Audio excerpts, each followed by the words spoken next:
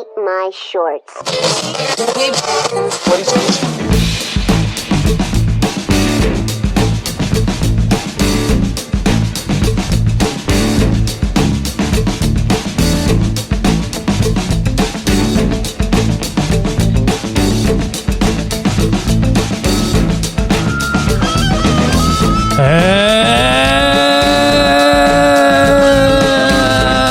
Long thing we're going for, not very long. Hello, everybody. Whoa, turn the wrong one down.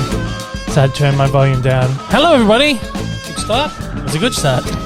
Welcome to the Dave Lee Down Under podcast, episode 45. Now, hang on a sec. Before What? we go any further, let me just What? check something. What? Episode 45. Yeah. Oh, no. Now, what's the bingo call for this one, No, you reckon? don't make this a habit, please. Why not? Bingo call is... Oh, that's not right. Halfway there. Halfway to what? 90? Must be 90. What, is there only 90 numbers in bingo? Is that the Oh, deal? it depends on whether you're talking British bingo Well, or what's American this one bingo. say? Because This you're talking one- this one. Whatever this one is, probably goes Yep, to 90 90 There numbers. you go. Halfway there until we get axed. Another 45 Oh, we get shows. sick of fucking doing it. Yeah, exactly. Hey, we didn't do the clink. Oh, shit. Hang on, let me turn your microphone up. Oh, there's a nice one today. Very nice one. Maybe we should just keep that and put that one over Yeah, the just top. put it in every week. I would put it on the board. Hey, we're back at the podcast. You can join me every British bingo, that is. British one, there you Yeah. go. You can join us every single Monday. The podcast goes out on all the major podcasting platforms. That includes Apple, Spotify, Google, Amazon Music, and Audible. The visual element goes out on YouTube as well the same day on the Monday. But if you would like your 2-day early access, you can become a patron over at patreon.com/Dave Lee Down Under. For as little as $1 a month, you can sign up for all that good stuff. Pardon me. We've migrated video podcasts to the second channel, so I'd appreciate your follow, your watch hours, all that shit. Got to get all the statistics them all back up. up. Got to get them up. We're just over halfway there, which is lovely. Yeah, it's 45. Episode 45, oh my halfway God. there. Yeah. You can, of course, find me on YouTube at Dave Lee Down Under. That's the main channel. Over on Twitter and Instagram, Letterboxd. You haven't started your Letterboxd yet? I've downloaded it. Oh, you downloaded it. That's Yeah, the I start. got it on my phone. Well, you got to start. You got to start an account now. Of course, there is links to all of this shit down the bottom of every podcast. And once we get old mate Rick on Letterboxd, we'll put a link for that down there as well. Oh yeah, you got the app, and you just got to make an account. I probably made it. I probably did. Maybe. Well, there you go. Oh, no, maybe No, not. not yet. Anyway, if you're listening on the podcast platforms, please. Oh yeah, if you want to write in the show, DaveLeePod@gmail.com. Write anything in. If you're listening on podcast platforms, please leave a review and a rating. Only good ones. Don't like bad ones. Only the good ones, because the good ones help. The bad ones don't help. No, because it'd make me go hit the bottle, have a drink. You've used that one before. Okay, so what else does it make me do? Sit in the corner and curl up and pull my eyes out. Yeah, that'll do. Ooh. So Something no like bad reviews, please. No, because Dave's got to deal with it. Yeah, I know. Disaster. That was a really messy start this morning. Was it a little bit, wasn't it? It was good, though. No, it's all right. Halfway there, halfway to the end of the show, I'm giving up. Yeah, well. Hey, we're still in lockdown. Lockdown 6 continues. Now, this should be called 6.1 now, because they're calling it, Yeah, 6.0. Yeah. So every time they extend it, it should be a point. Yeah.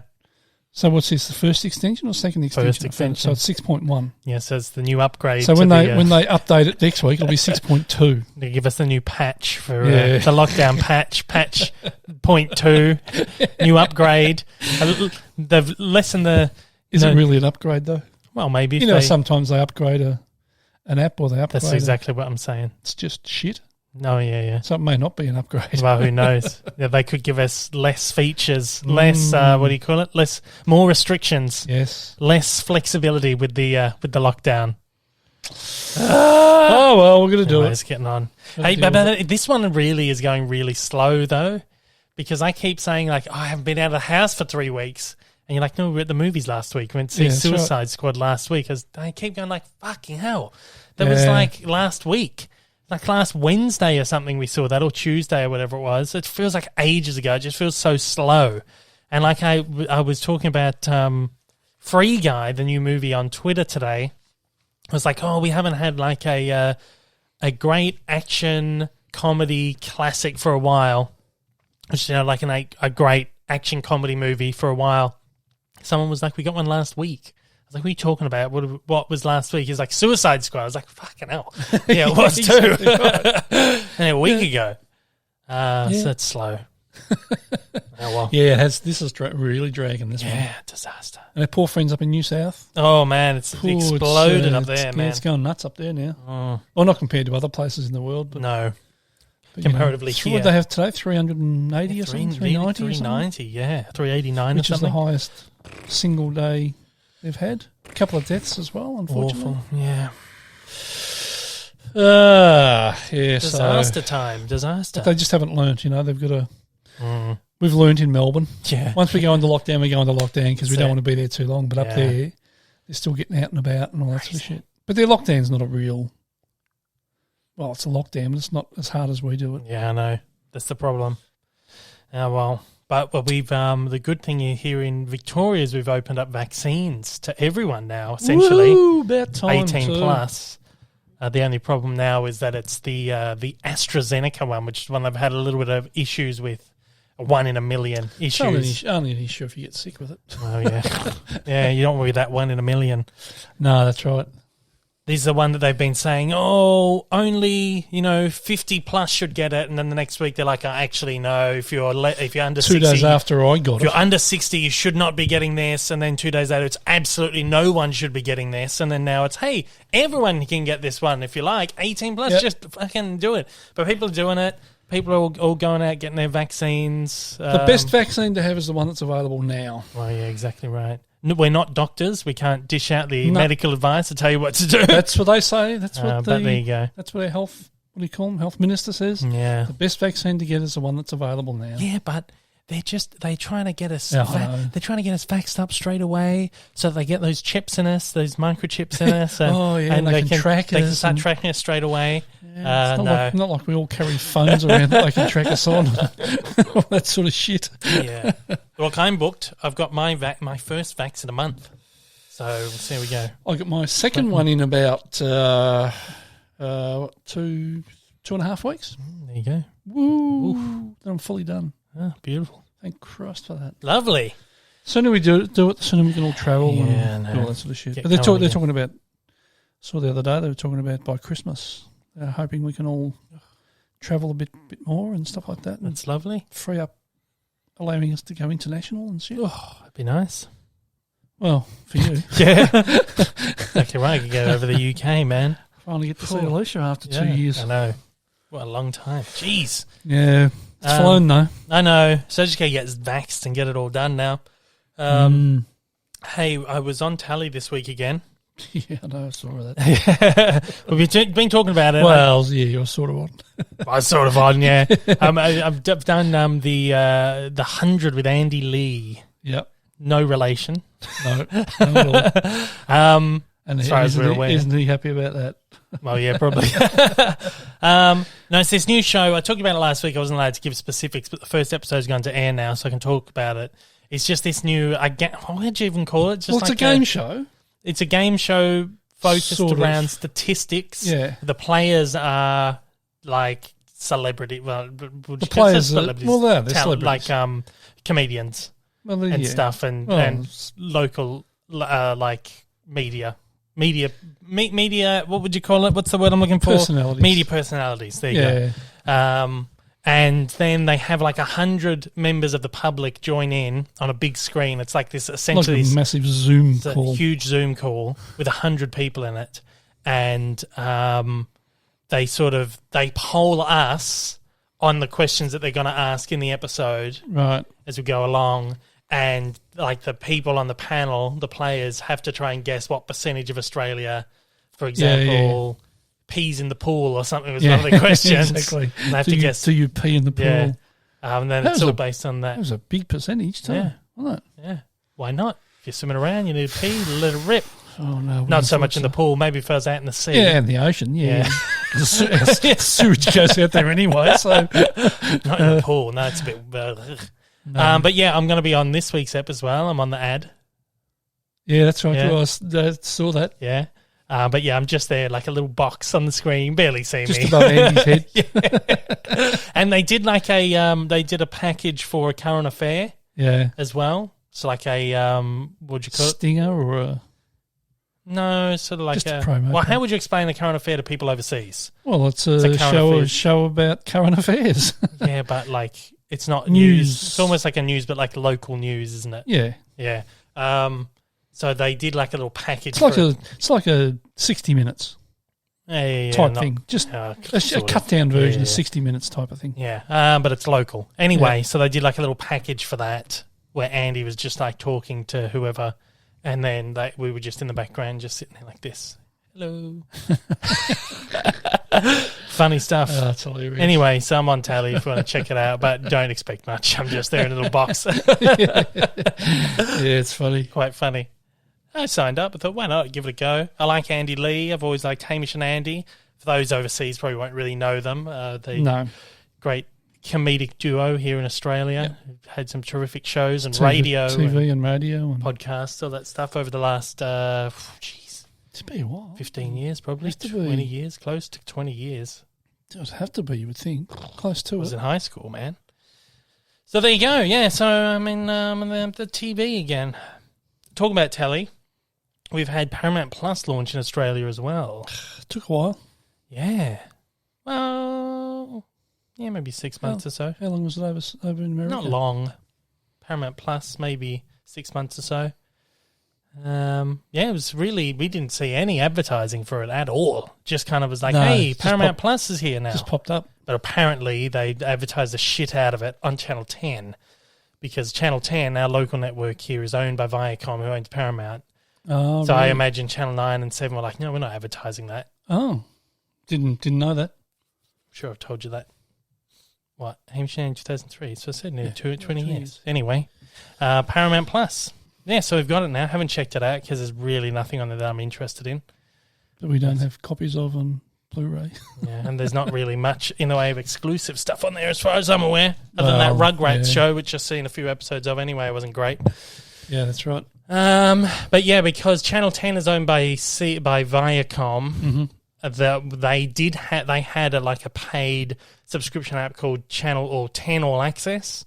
Was it paid sub, was it? Yes, it was I didn't paid realise it was so because paid. Overseas they had CBS All Access, which was owned by Viacom. Yep. So then we had 10 All Access. Overseas, CBS All Access spun into Paramount Plus, and here they've spun 10 All Access into Paramount Plus. Okay. So if you go to 10allaccess.com.au, it takes you Paramount Plus. Right. Go. Gotcha. Yes. So that's here, and I have just another way to get more money out of us. Yeah, I have very little interest in it. We'll check it out. There's a 7-day free trial. Sign up, have a look what's on there, and then fuck off probably. Yeah, more than likely.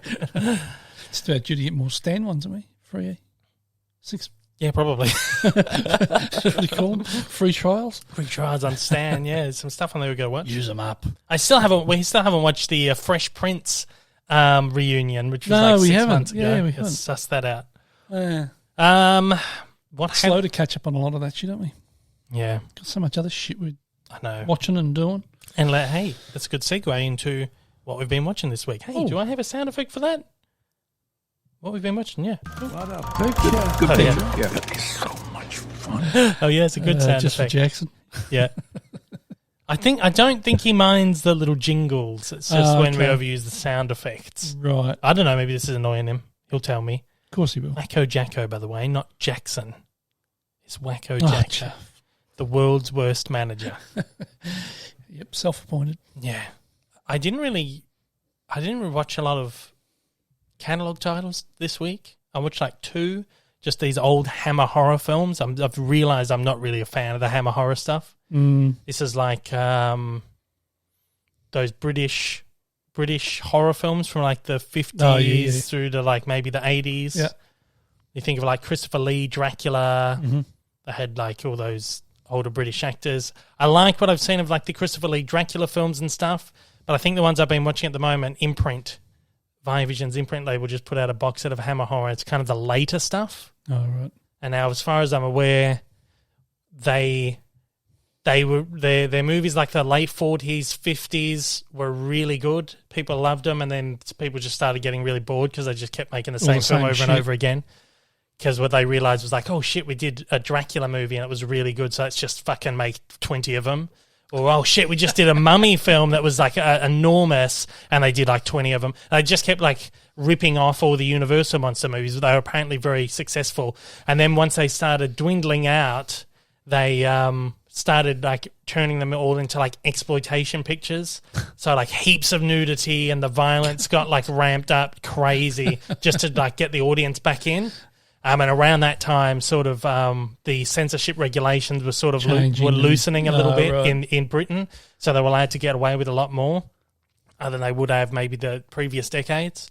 So they're pretty full on. I don't think I'm a huge fan though. The ones that were in the new imprint collection, like if you're a fan of that kind of stuff, I think you'll love it.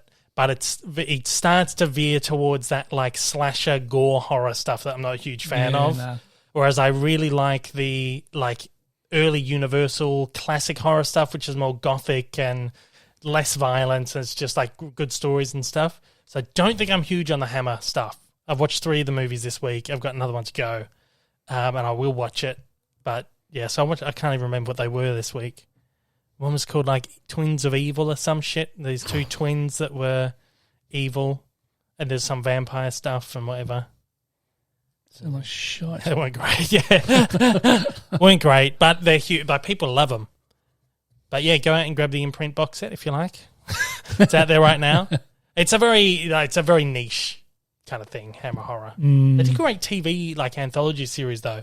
It was more like it was modern. It was set like in the modern day as opposed to like more gothic 16th, 17th, 18th century. Yeah. It's like more modern. It was very good. I liked the series. I got that box set from imprint as well, actually. Oh, cool.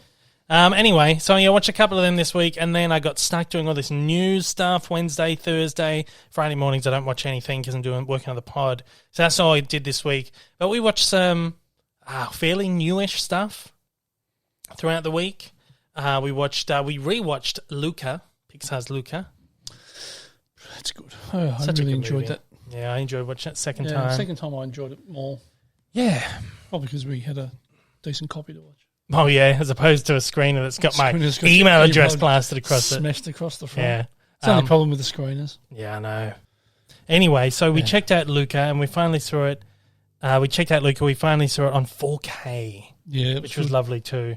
Because the studio sent it, Disney over in the States sent me the discs. And they sent me the 4K disc. And usually, sometimes I'll just like skim through it. I'll watch like maybe half an hour of just like little bits and pieces when I do the review, but I just got stuck watching the whole movie. Yeah. I had so much stuff to do. I was like, fuck it. I'm going to sit here for 90 minutes and watch this. It was pretty good.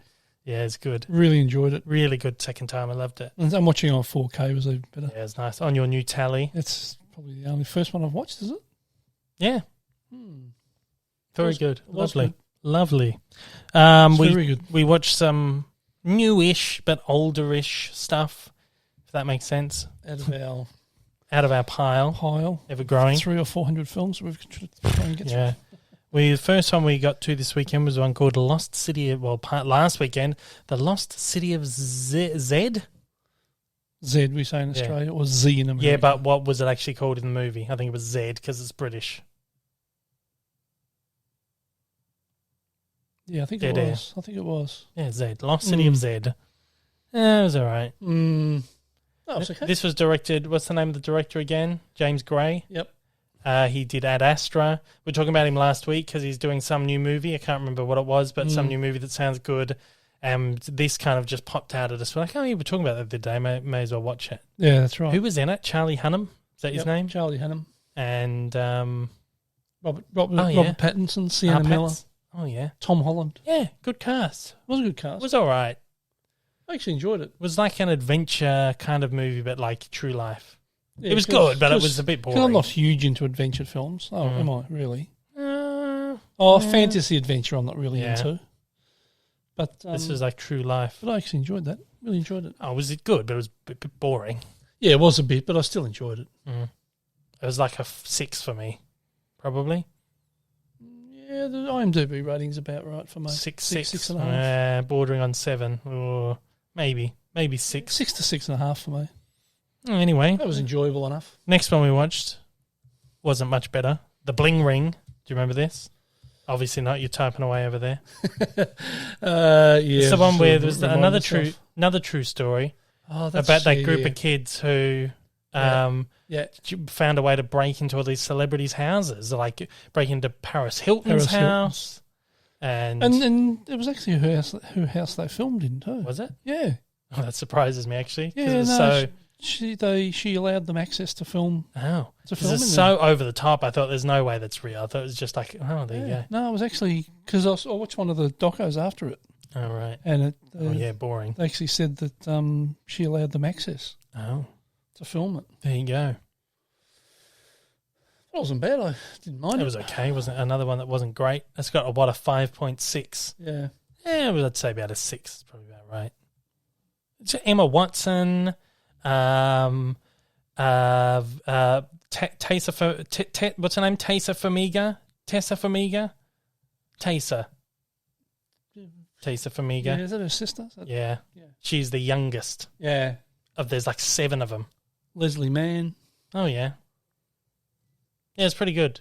Cast. Movie was okay. Movie was okay. Oh, it's directed by Sofia Coppola, I was going to say. That's why I was right. kind of Yeah, most yeah, interested in yeah. it. She does some good stuff. Did a pretty good job. Here's a dud that we watched this week.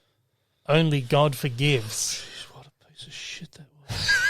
Ryan, I said Ryan Reynolds. Ryan Gosling. Gosling. Yeah. Gosdog. Oh, Fucking hell, what was this? it's just a piece of shit. What's it? The director, the name of the director, Nicholas Winding Refn. Refn, yeah, something like that. He did his movies are really independent, I suppose what you'd say, avant-garde maybe. It's a little bit pretentious. But Drive, he did with Ryan Gosling.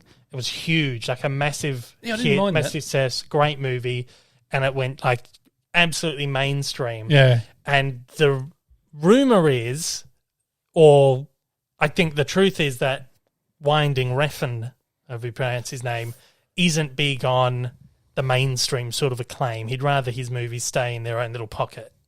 And he was not quite impressed with the way... I mean, this is the rumor. Allegedly, he was not quite impressed with the way that it took off in the way that it did.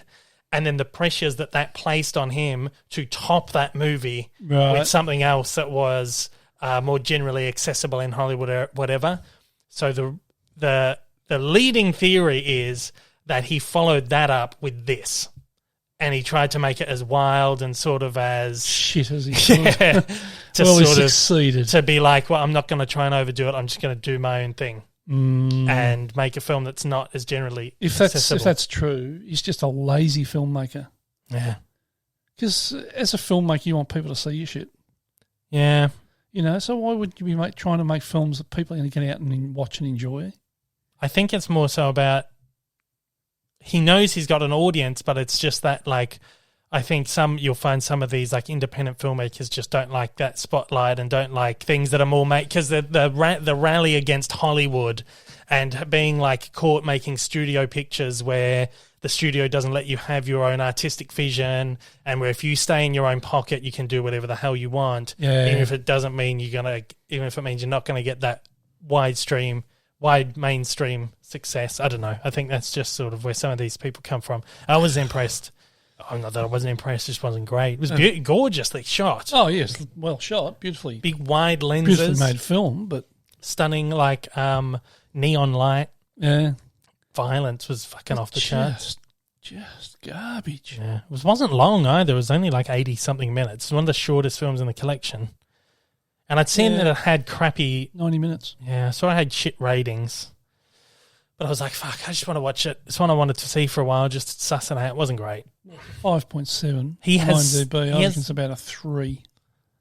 I wouldn't say 3. I'd say 5's probably about 4. Fair. About a 4. 5's fair because it looked nice. It was made well. It was just boring. That's and why I got shit. a 4 for me. Yeah. The rest of it was just shit. What was I going to say? I don't know. I was going to say something. Don't know. About it. Obviously not that important. You went like that? Yeah, I did go like that. Pointing at the screen going, like that. Yeah. Ryan Gosling did a movie and it was not great. That was shit. I can't remember what I was going to say. Fucking hell, whatever. Move on. It was garbage anyway. That was garbage. Well, one more we watched this week was called The Time Traveler's Wife. Yeah, I didn't mind that. Yeah, it was quite good. So I'd been wanting to watch that for ages. Had you? You thought you'd watched it, actually. Yeah, I couldn't remember whether we watched it, but I've got a feeling one of us had.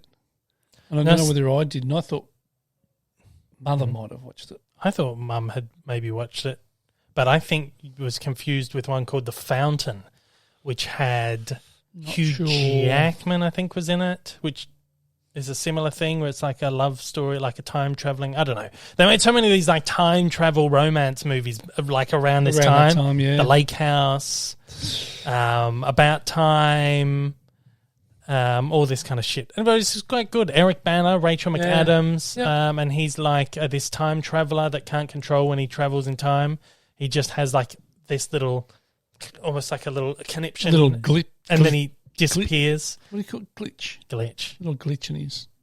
Yeah, and he doesn't know where, and he could either go back in time or forward in time. Yeah. It's during his lifetime. And didn't know what age he was coming back at and all that sort of shit. Weird. It's a pretty good concept. Yeah. So he ages in real time, but he just keeps like shuffling through time. Yeah. So then he gets married to this woman and she just has to wait around for him to just maybe one day appear. Yeah. And someday he might appear young. He might be like in his 30s, and the next time she sees him, he's like in his 50s or something. Yeah. Quite a good. It takes a little while to get your head around the concept and how it works, but I thought it was quite good. I enjoyed it. Yeah. I Just really a nice... enjoyed it. We'll have all the film fans out there. We've just followed up absolutely trashing this avant-garde masterpiece, saying crap, and then, oh, yes, Time Traveler's Wife was so great. It wasn't great. But No, it was all right. It was It's easy watch. I liked it. I like Eric Bana. He's good. Rachel McAdams, good. Doesn't do a lot now, does he, Eric? He doesn't do much at all. Don't think he ever really has, really. He just appears in stuff every now and then. Ron Livingston, I like him. He appears in stuff from time to time. Yep. Yeah, there you go. Just pops up. Yeah. So that's it as far as movies go. TV, not a lot this week, but we did finish The Undoing with Hugh Grant. That was good. Nicole Kidman. That was good. Very good.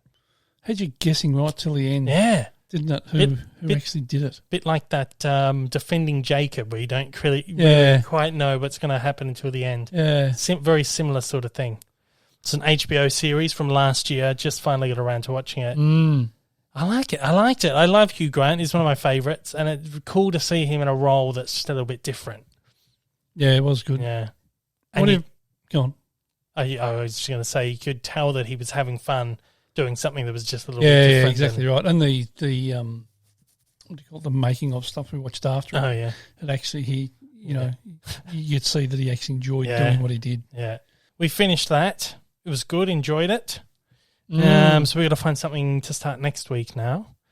I've got some screeners coming for something. I can't talk about it. Can't say where it's from. Can't whatever.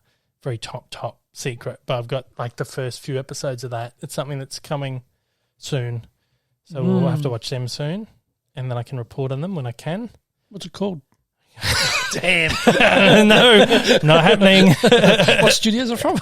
Not happening. So yeah, we'll talk about that soon, but that'll be next week. Sort of, we'll start in that, and then we'll have to pick another show to watch. There's plenty to watch. Oh, well, we've got a little box down there now of stuff that we need to watch. Little mini-series stuff. Yeah, mostly, yeah. But this week...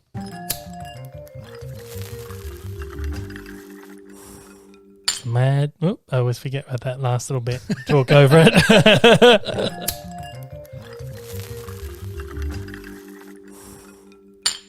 There you go. I feel like I'm on a scotch now. It's the Mad Men Monday update. Woo! We've been watching Mad Men now. This is our replacement series for Deadwood. Oh, the shit thing. Crap. Yeah. That was bad. But enjoying Mad Men still. Yeah, loving it. Nearly finished the first season, in fact. Yeah, what are we getting this week? Two eps this week. Yeah, last week we only did one. Only one. Had a busy week. 5 the first week. Out of the blocks the first week. Yeah. We had a busy week last week though, and fairly busy this week. But we found time to get 2 in, and we actually did do one on Monday. Yes, this week. we did. We did do a Mad Men Monday. Yeah. Yeah, it was good. Another Yeah. one the other night. Mm-hmm. It was good. Yeah. And hanging for the next one now. Yeah, I know. It's good. five episodes and we're done the season. Yeah, it's nuts. So we might get that done next week. Or no, probably not next week, but the week after. Yeah. A couple of weeks. So, jeez, it was taking us bloody a month to watch one episode of that other shit. Yeah, I know. Not a season. Crap. Yeah. Oh. No, it's good. Enjoying it so far. I just can't. Well, I can because I lived it. What they got away with Yeah. back then. Yeah. And what you reckon they would have been able to make that now? I don't reckon think they so. would have. They wouldn't have been able to make it the way they have. No, I was going to say because it is it doesn't glorify the. Well, actually, it does a bit. It does kind of glorify the characters a little bit. Does a bit. It kind of makes light, particularly a couple of them. It makes light of a lot of. Obviously, there's a lot of infidelity going on. Yeah. Some of them treat their wives like shit. There's like a lot of sexual Connotation. stuff like that. Yeah. And I feel like in a way it was almost like a social commentary, but it makes light of a lot of things that you couldn't make light of in that way now on film. No way. I feel like if it was made now, they could probably make it now, but you're right, it would be different. It would They'd have to water it down. it would be more of like a scathing commentary on like these people Yeah, are probably. fucking awful characters, as opposed to like, oh, Don Draper, what a cool guy. Yeah. You know? Yeah, you're right. I think, like, when was it? 2007? So, 2007. only finished 6 So years ago. it's only 14 years ago and finished 6 years ago. Yeah, but it'll be interesting to see how different it is in the last season. Yeah, that's true. Whether they change the commentary on it Yeah. or not. Yeah. But if you look at that, I mean, 2007, that's only 14 years ago. And what how they made that and what they got away with. Yeah. You know, and here we are 14 years later, and geez, the world's changed. Yeah, but how much has changed in the last 2 or 3 years? Oh, exactly alone. right. Just Exactly like right. it's just been these last few years where it's been like floodgates are open. Yeah. This is what's going down. Yeah. This is how it's actually affected people and still affecting people now.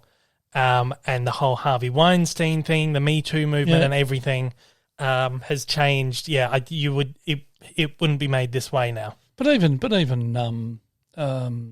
you know, people of colour and stuff like that, the way they're portrayed in this sort of series as well, you know, like it's just again, I sort of think hard to fathom. I think it's still a commentary. It's still a social commentary on, oh, look how bad it was back then.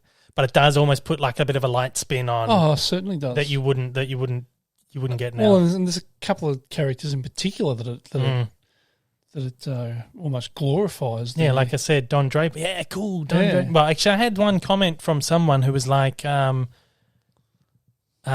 said, I think this was when we were talking about what shows we're going to start, and they actually wrote in. Sorry, I can't remember who it is, but it was someone who was listening to the show, and they said that while they appreciated the program and obviously how well it was made and how successful it was, they couldn't get into it because of how much of a dick Don Draper was and how he treated his wife like shit, cheating on her. I don't know if he starts, maybe he starts getting a bit more physically abusive. We haven't watched far enough, but I feel like it might be heading that way. So I could tell you because I've seen. You've seen quite a bit more.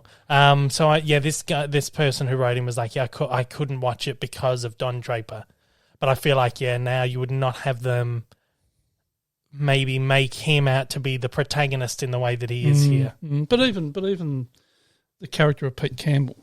Oh yeah. Like the way he treats what's her name, the Peggy, the receptionist. Yeah, like he's only just gotten married and now he's having an affair with Peggy. Like it's. Yeah. It's just Like, again, stuff that would have happened, but I think like they put it's that like more like that more lighthearted, like, oh, how funny is this kind of spin that they put on it? It's weird, it's strange. Yeah, but again, it's and the old boys club and stuff like that. Yeah, I think again, I don't think the intent behind the show is like, oh, look how cool this was, and oh, look what you could get away with. No, I think it's still a commentary, I agree. which is like, oh, look how shitty this time was, and how shitty these people were. But yeah, I think just the tone of it, the style of it, is just would be completely different now. Yeah, exactly right. But again, when you watch something like this, you have to watch it through that lens.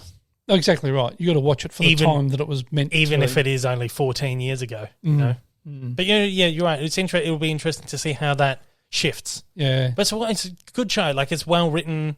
It's made incredibly well. I mean, it went for so long. It's one of the most successful dramas of all time. Yeah, exactly right. So it's a good show. But yeah, it's going to be interesting to see how it kind of shapes up over the next. It'll be interesting, like when we get to that final season, if we go back and watch an episode of the first season at the same time and see if it is different. Yeah. Whether they're different directors. They're probably different directors for each episode and stuff anyway. But creative team, whatever, Yeah. So it's interesting. So anyway, we are enjoying it, but it's it's interesting. It's almost a relic already, the series. It's strange. Yeah, exactly right. Yeah. Just the way stuff's done so differently now. Like if they made this now, Don Draper would be like the villain of the series. Oh, for sure. And he would be like you'd be like, fuck, I hate this guy. And even the way it's shot. Yeah. Would be different now. Yeah. The lighting would be different. That's everything. what I mean. You know, the whole anyway, so there you go. There's this week's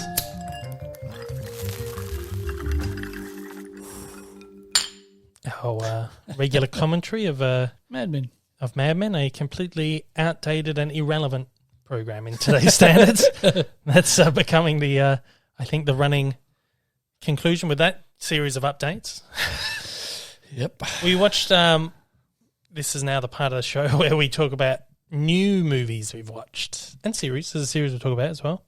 We watched Free Guy. At the time of recording this, we watched it last night.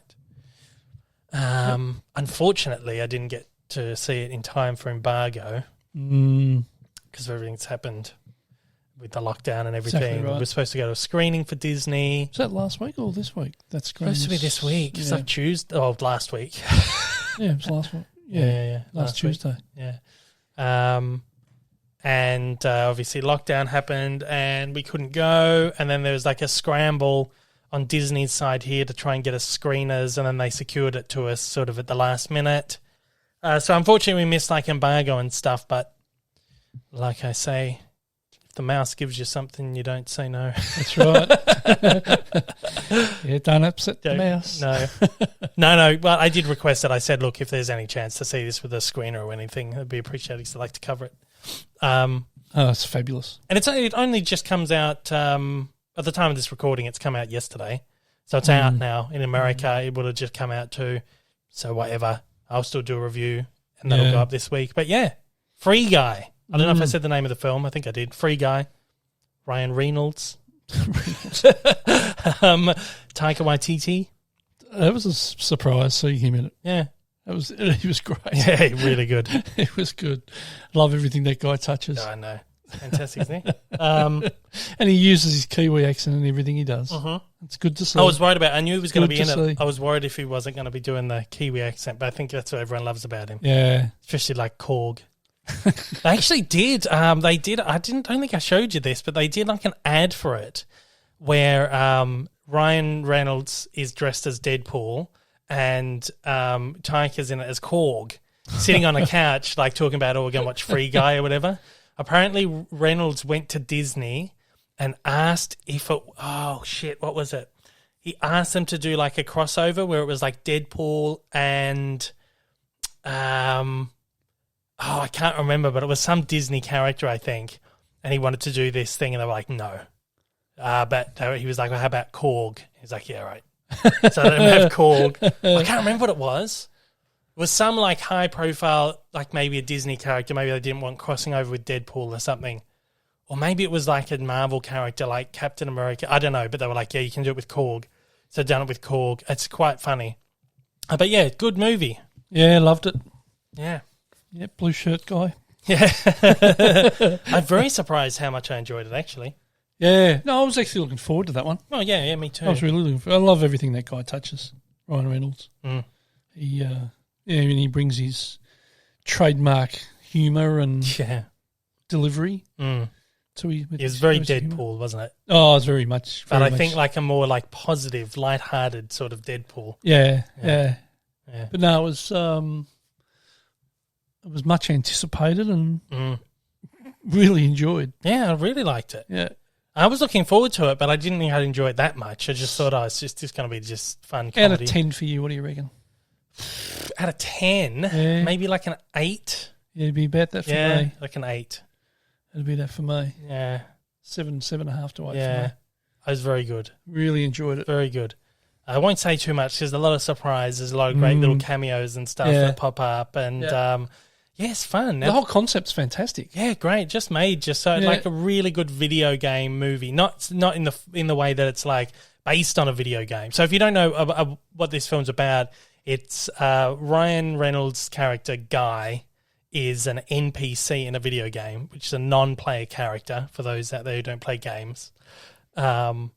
So he's one of those like background characters that you can't control. So but you can kill and you can like if you're in GTA, it's like the guy walking down the street that you just beat up for his money or whatever. So he's like one of them, and then he realizes that he's a NPC and decides he wants to become the hero of his own journey, and goes off on this wild adventure. But it's great. It's very good. The concept's great. The way it's made is great. And like I say, it's like a really good video game movie. Yeah. There's all these little Easter eggs to people who play games. And I'm not a huge gamer, but I grew up playing stuff like GTA, and I've played some of those online games, whatever. Yep.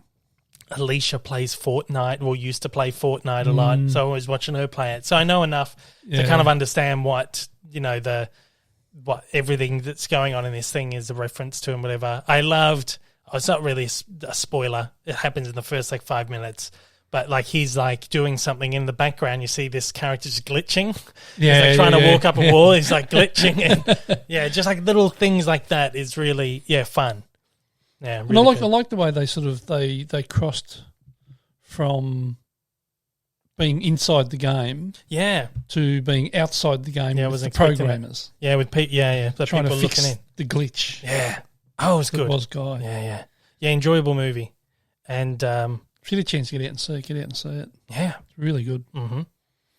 If you can, because it's exclusive to cinemas. So if you want to see it, you've got to get to a cinema and see it. It's not going to Disney Plus. It will eventually.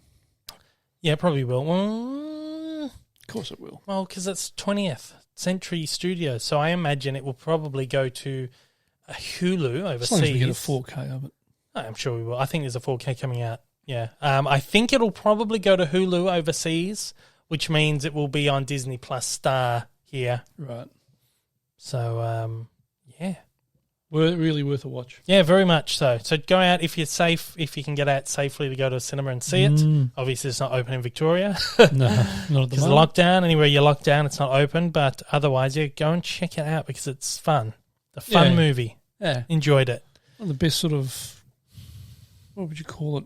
Comedy. Action comedy. Action comedy. comedies. That's what I said earlier. I was like, I haven't had an action comedy like this in a while. Best one we've had for years. Yeah, I think will be a classic. People will be like, that's a great one. So it's getting absolute rave reviews too. Yeah, well, I can see why. Yeah, and it's got a lot of heart to it, and a little bit of a romance story going on there as well. It was a bit unexpected, and if you've seen the trailers, you kind of know. But it's got these nice little real positive undertones, and it's a good film. And I think casting of Ryan Reynolds was a masterstroke. Oh yeah, for sure. He's so good because that his type of humour suits it perfectly, absolutely perfectly. Yeah, loved it. Now this is actually, I will say, this is the last film or one of the last films that got caught up in that buyout of Fox. Oh, was it? And it was in production with Fox for a while. And when Disney bought out Fox, they were just about to go into production on it. So this is I believe this is the first production that Disney actually took over and actually did the back-end production. So right. 2 months after Disney bought Fox, they started shooting this. So it obviously went under, and you can tell there's a few things in there where you're like, oh, it's obviously, it's a Disney film. There's a bit of like almost like a scathing commentary on IP and IP management and people buying out and all that kind of shit in there. So it's good movie. Series that we've watched the first 3 episodes. Only 1 episode is out now on Disney Plus. This is Marvel's What If, a new animated series. It's the first animated production from Marvel Studios. Every other Marvel animation was done by Marvel Entertainment, which is a separate studio. Right. Which is now defunct. Can't keep up with all that shit. Defunct. Is it? So Marvel Entertainment's like all the non-Marvel Cinematic Universe stuff was 2 separate things. Yep. So Marvel Entertainment would be stuff like the Netflix series, even stuff like Agents of S.H.I.E.L.D., all that. Even though they had like MCU links, Kevin Feige was never very happy. Obviously the head of Marvel Studios. He was never happy with what they were doing over there because they were trying to, because Marvel Entertainment was like, oh yeah, we're getting on that. And Feige's like, what are you doing? Get out of here. Get out. But the guy that was running Marvel Entertainment was apparently not great, and he and Kevin Feige clashed heads, and then eventually Feige won out, and they kicked this other guy out, and then Feige's like, fucking get rid of that whole company. So now it's just Marvel Studios. Anyway, Marvel Studios' first animated production, Marvel Studios' What If. This is it's an MCU canon, so it's part of the canon, it's part of the official timeline, but it's about all the different little timelines that open up after Loki and Sylvie caused all the madness at the end of Loki. So you've got the Watcher, a character called the Watcher, who watches over the timelines. That's right. He's voiced by Jeffrey Wright, who's great. You'd know him. You might not know by name, but you'd know him. And each episode kind of goes into a different timeline and tells like a different what if. Yep. And the first episode up was, what if Peggy Carter were the first Avenger? So what happens if Peggy Carter gets the super soldier serum, the vaccine, the super soldier vaccine, instead of Captain America, Steve Rogers. Yep. And then she becomes Captain Carter. It's good ep. Yeah. Good ep. I think it gets better. Wasn't great. It was good. I gave it about a 3 out of a 5. It gets better. Gets much better. I don't know how much I can say about the next 2. I mean, the embargo's up, but I don't want to say too much. Don't want to spoil it. No, I don't want to spoil it either. But the next 2 are good. I thought the third one's the best we've seen so far. Yeah, for sure. Very good. Yeah, for sure. And the great thing about this show is they got 50 plus MCU cast members to return. Yeah, that's surprising. That surprised 50 me. people involved. But not the big name ones. Not Robert Downey, of course. Not Scarlett Johansson. Chris Pratt is not there. Chris Evans. No, Chris Evans is actually in. Oh, no, sorry. Chris Evans is not in it. Yep. Chris Hemsworth is in it. Oh, is he? We've seen one episode with Thor. I didn't think it was him, but he was definitely, it's him. Yeah.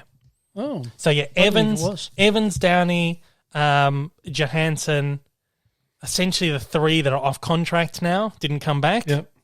We figured, oh yeah, shit, they're not on contract, so they didn't come back. Yeah. And Downey Jr. has been on a pay-by-play contract for maybe 5 or 6 years, which means his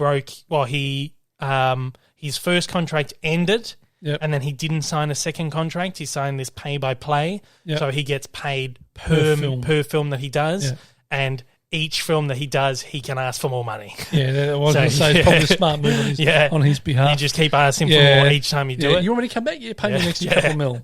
Yeah, exactly right. Oh, good on him. Yeah, well, there were rumours ages ago that 50% of the budget for Infinity War and Endgame went to Downey Jr. Wouldn't surprise me. Whether how legitimate that is, well, I think it would be very close, maybe even 40%. Yeah, apparently. Wouldn't surprise me. So you would imagine they probably just didn't even approach the Downey Juniors and the Chris Evans and the Johansson who are all off contract. I'm sure Johansson will never work with Disney again. Probably not. After what's going on at the moment. Probably won't get invited back. Well, actually, I was going to slide this in somewhere. I was going to talk about it in the news, but I thought it's not huge. But we've been talking about Johansson suing Disney the last few weeks. She has been producing a remake of, a new film version of the Tower of Terror. You know, the attraction. The attraction. And the thing that's come out this week, it's not officially confirmed, but one of the things that's kind of come out through the trades is that project is definitely off the table now. So the big shot. Does that surprise you? No, not at all. So the big names aren't back. Chris Pratt's not back. Strange because he's still on contract. Maybe he's been doing Jurassic World, so maybe there was contract clashes. Dave Bautista isn't back, but apparently he wasn't asked. Someone tweeted him. Someone tweeted him, was like, "Hey Dave, why aren't you doing the voice?" He's like, "How about we start with wasn't asked?" Yeah. So I think but most of the people are back, and I was surprised to see Jeremy Renner, Mark Ruffalo, Chris Hemsworth, Natalie Portman is back.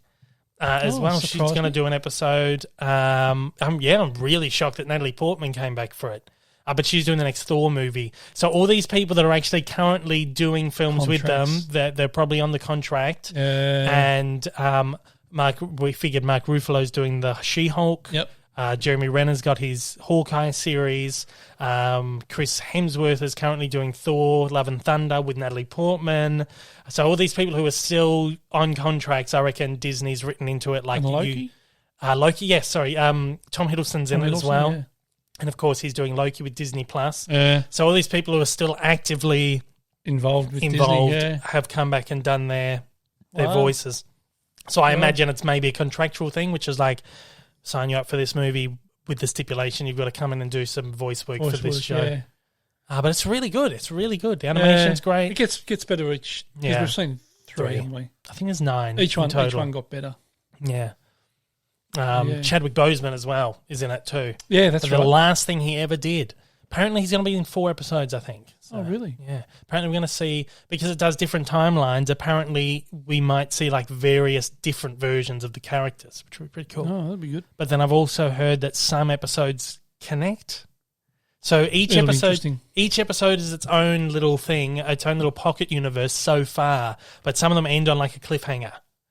Yeah. And from what I understand, I think some of the later ones might pick up from, because there's another, I don't want to go too much into it, but from what people have broken down, it's figured that this episode might be a second part of this one. Right. Okay. So we'll see how it pans. Like, I don't have any intel on it, but that's kind of what we're thinking. Yeah. But yeah, enjoyed it. It's good. The animation's great. It's that like 3D, 2D hybrid animation. Disney's been playing around with a little bit over the last few years. Not as much as I hoped they would be, but hopefully this leads to more. I mean, Sony used it on Into the Spider-Verse terrifically. Yeah. And it's just, hopefully we'll see Disney utilising a bit more. It's good. It's fun. Yep. It's fun. It's worth a lot. Sits in its own little place. And if you enjoy the first episode, you'll enjoy it. Even if it's not, if you think it's, keep this next couple of episodes. Keep with because they get better. It gets much better. Yeah. Really enjoying it. It surprised me who actually did come back. Yeah, me too. But then when really once again, when you break it down, it's like it has to be a contractual thing. It's got to be, yeah. Has to be. Yeah. Even like Benicio del Toro came back, but he would be off contract. He would be film by film. What else is he doing that? Well, exactly. Seth Green came back to do Howard the Duck, but he was only in... The only time we've seen Howard the Duck is in like the post-credit stinger of the first Guardians movie, and he did like a couple of lines, and now he's back. He's actually done Howard the Duck properly, like you see him in the trailer and everything. But yeah, the Disney, in the press release they sent me, they detailed all the names that are back for it. Bradley Whitford is in it as a character who was only ever in one of those like short films, those like one-shot cartoons. No, not cartoons, one of those one-shot films that they used to put on the DVDs. But wasn't he in Loki? Was he in Loki as well? Wasn't he in one of those? What, the series? No. Yeah. He's the only thing he's done is this little short film.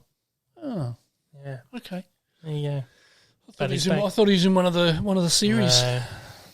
No. Unfortunately, it'd be good. Great. I'd like to see more of him. Yeah. So anyway, check them out. Free Guy and Marvel's What If. Thank you to Walt Disney Company Australia and 20th Century Pictures Australia for providing the screener, for pulling through with that at the last minute. Legends. Thank you very much. Good. I do appreciate it, and we will cover the film for you because it's fucking whatever. And Marvel's What If. Thank you to the team over at Disney Plus for sorting that one out for me. Beautiful. Awesome. Partner highlight very quickly. Random Space Media, great place, releasing lots of great stuff that the studios don't want to put out there. And getting quite well known now. People know about these guys now, which is great. That's good. They have just released, of course, we've the last couple of weeks been talking about the Jumanji 3D set and the Spider-Verse and Venom 4K plus 3D sets. There's going to be a new Jumanji box set, which is the two modern Jumanji movies, Welcome to the Jungle and Next Level. There's going to be a 4K plus 3D collection of both of those coming out, just announced. It'll be great. The Spider-Man 2 movie 4K plus 3D collection, which has Homecoming and Far From Home. I don't think that's exclusive to Random Space. I think you can get that at JB. But you can get it through Random Space if you'd like. They've announced a Resident Evil 6 movie 4K plus Blu-ray collection and Tremors 7 movie collection. First time many of the Tremors movies have been made available here, I think. Maybe I could be wrong, but it's the first time they've been bundled up anyway. First one's fun, so what I've seen. Shit. Yeah, heaps of good shit. And they got more good shit coming up too. Yeah? Yeah. I reached out, they said to me, if there's any suggestions you have, let us know. So I reached out with some stuff and they're like, we're already on it. I was like, yeah, I thought you would be. So there could be some good stuff coming. If they can pull through with them. Yeah, they're like, we're working with this, we're trying to get these done. I was like, yes, please make it work, please. Please make it work.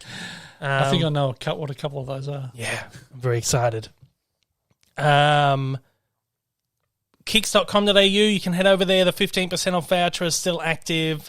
Teamed up with them in celebration of the Indiana Jones 4 movie collection on 4K Ultra High Definition Blu-ray, which came out, 2 months ago now, probably.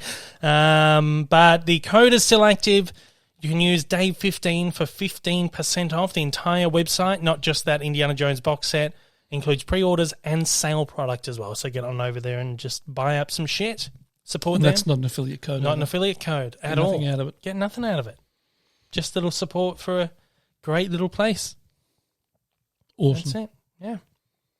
But now, it's time for... Shite. All right. Miss it again. Ready? You've been fucking up every day. Shite. Huh? All right. That's what I have to say. I have to say or in the middle. Ready? Go one more time. Shite. Or. All right. Shite all right time.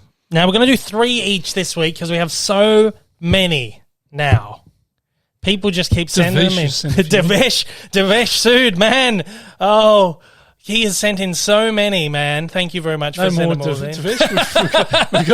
We've got enough to last us. I could maybe blame myself for this because he emailed me. He's like, oh, please tell me to stop if I'm sending in too many. I was like, no, the more the merrier. Every day he's sending more. That's enough. Thank you. Go for the next 12 months. Yeah, we appreciate it. We've got a lot from Devesh. We do appreciate it. Kyle Brebner has sent more in this week. We've got a bunch from Max. We've got a heap from Tyson Turner as well, and Jeff, our official scorekeeper, has sent in some as well. So this week we're going to do 3 each. We're going to try and get through as many of these. But we do want, if anyone else out there does have any, please send them in. Yeah, for sure. We don't need to spend too much time explaining the rules because everyone knows them by now. We pull up these random IMDb things. People are sending them in now, so we don't have to randomize them ourselves, which is great. And the more obscure, the better. And we read out the synopsis to each other without any other information. And we have to guess whether we think the movie is Shite. Or. All right. And that's based on the IMDb score. Anything below a 6, 0. Pardon me. Ooh, hiccup. 0 to 5. Another drink.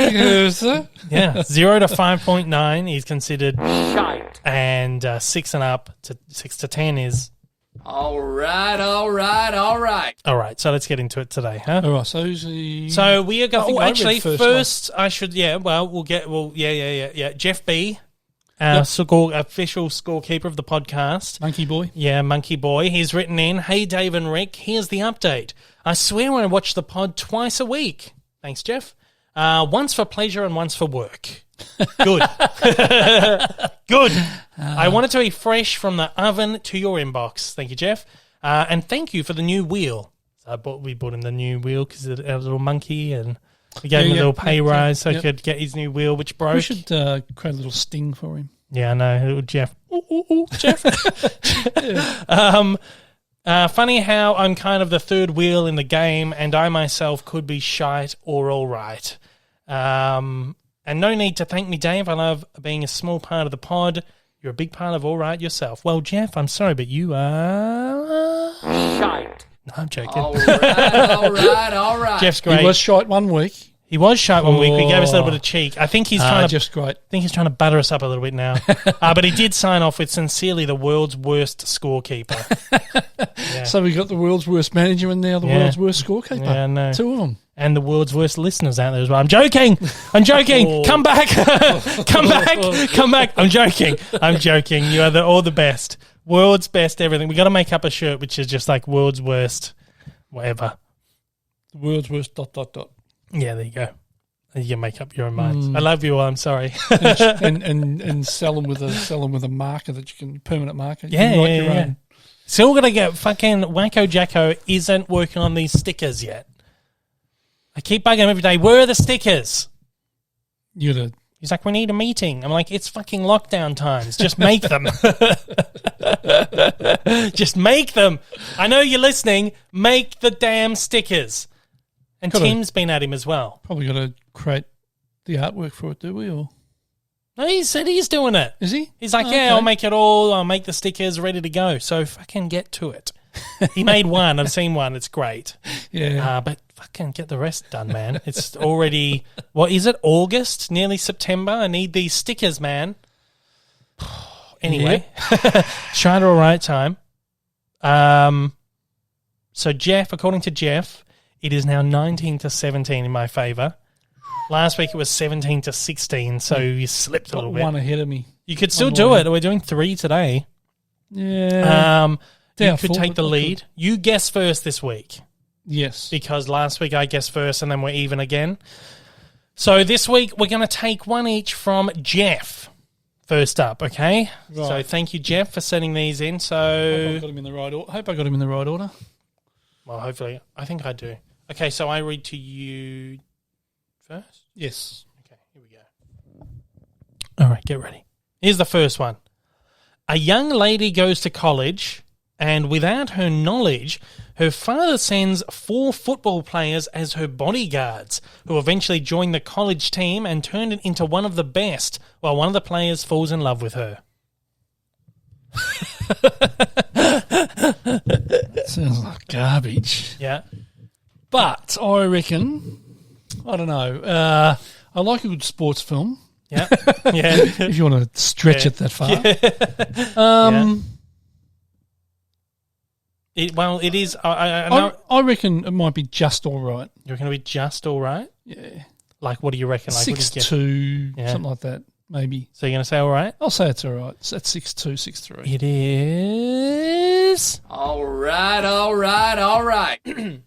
It is a sports. Well, it's considered comedy music sports. Right. It's called Too Many Girls. Ew. Well, it's not you. I just put that in the end. Ew, Too Many Girls. Too Many Girls, it's called. It's made in 1940. Oh, really? Yeah. And it stars, get ready, Lucille Ball. Oh, God. And Desi Arnaz is in it, of course. Of course. It's got Richard Carlson, Ann Miller, Eddie Bracken, who you would know. Eddie Bracken? You'd know him? You might know him more as an older guy. He was the old guy in... That's him as a young man. Oh, yeah. You might know him as the old guy. No, I know him as a young man. Well, yeah, people out there would probably more know him as Roy Wally from National Lampoon's Vacation. And I think... Was he in Home Alone 2? Yeah, he's the guy that owns the toy shop. Yep. Yeah. So, yeah, great cast in that. Francis Langford. Yeah, there you go. It's called, Too Many Girls, 1940. Music, comedy, sports. There you go. Fair enough. Okay, your first one. Yes. A small town band hits it big, but they must battle a nefarious plot in the music industry. Oh. That's it. Small town. A small town band hits it big, but they must battle a nefarious plot in the music industry. I feel it seems familiar. Read it one more time. A small town band hits it big, but they must battle a nefarious plot in the music industry. It has to be the pick of destiny. Tenacious D. Has to be. Jack Black and Kyle, or whatever his name is, because they go up against the devil. The devil comes out and is like, don't remember it. I remember thinking, this movie's going to be so fucking good. And that came out was just trash. And I'm sure it's probably got like a 4 or something. So if this is Tenacious D and the pick of destiny, it has to be a shite. Has to be a shite. Going for shite? Yeah. It is. Shite. Did I get it right? No. Oh, no. A 4.2, so it is shite. I was so certain. It is shite. Oh. And it stars Peter Frampton, Barry Gibb, Robin Gibb, Morris Gibb, Frankie Howard. Jeez. So it's got Donald Pleasance. Right. And it's a film called Sgt. Pepper's Lonely Heart Club Band. Fuck, awful, yeah. Yeah. Real bad. It's like trash. Yeah, it's terrible. Don't know if I've seen it. Oh, yeah, it's bad. There you go, So yeah. made in 78. Wow. Oh, I thought I had that one. Sound like trash. Yeah, well, I got it right, but I got the movie wrong. There you go. All right, your next one. This one comes to us from Devesh. Thank you, Devesh. Are these the ones that had to be read together? Yeah, he said that it would work well together. It'd work well together, yeah. Okay, so I'll read you this one. In a romantic... Start that again. Have a little water. Just to add to the audio stimulant. In a remote Icelandic farming valley, 2 brothers who haven't spoken in 40 years have to come together in order to save what's dearest to them. I won't read the next bit. There's something. This might have been the one that he said only read the first part because the last part's spoilery. Oh, okay. No, that was another one. But yeah, I won't read that in a bit. In a fucking hell. What's wrong with me today? In a remote Icelandic farming valley, 2 brothers who haven't spoken in 40 years have come together in order to save what's dearest to them. They're something. It sounds like something we've watched fairly recently. And my recollection, if it's what I think it is, was all right. I enjoyed it. What was it?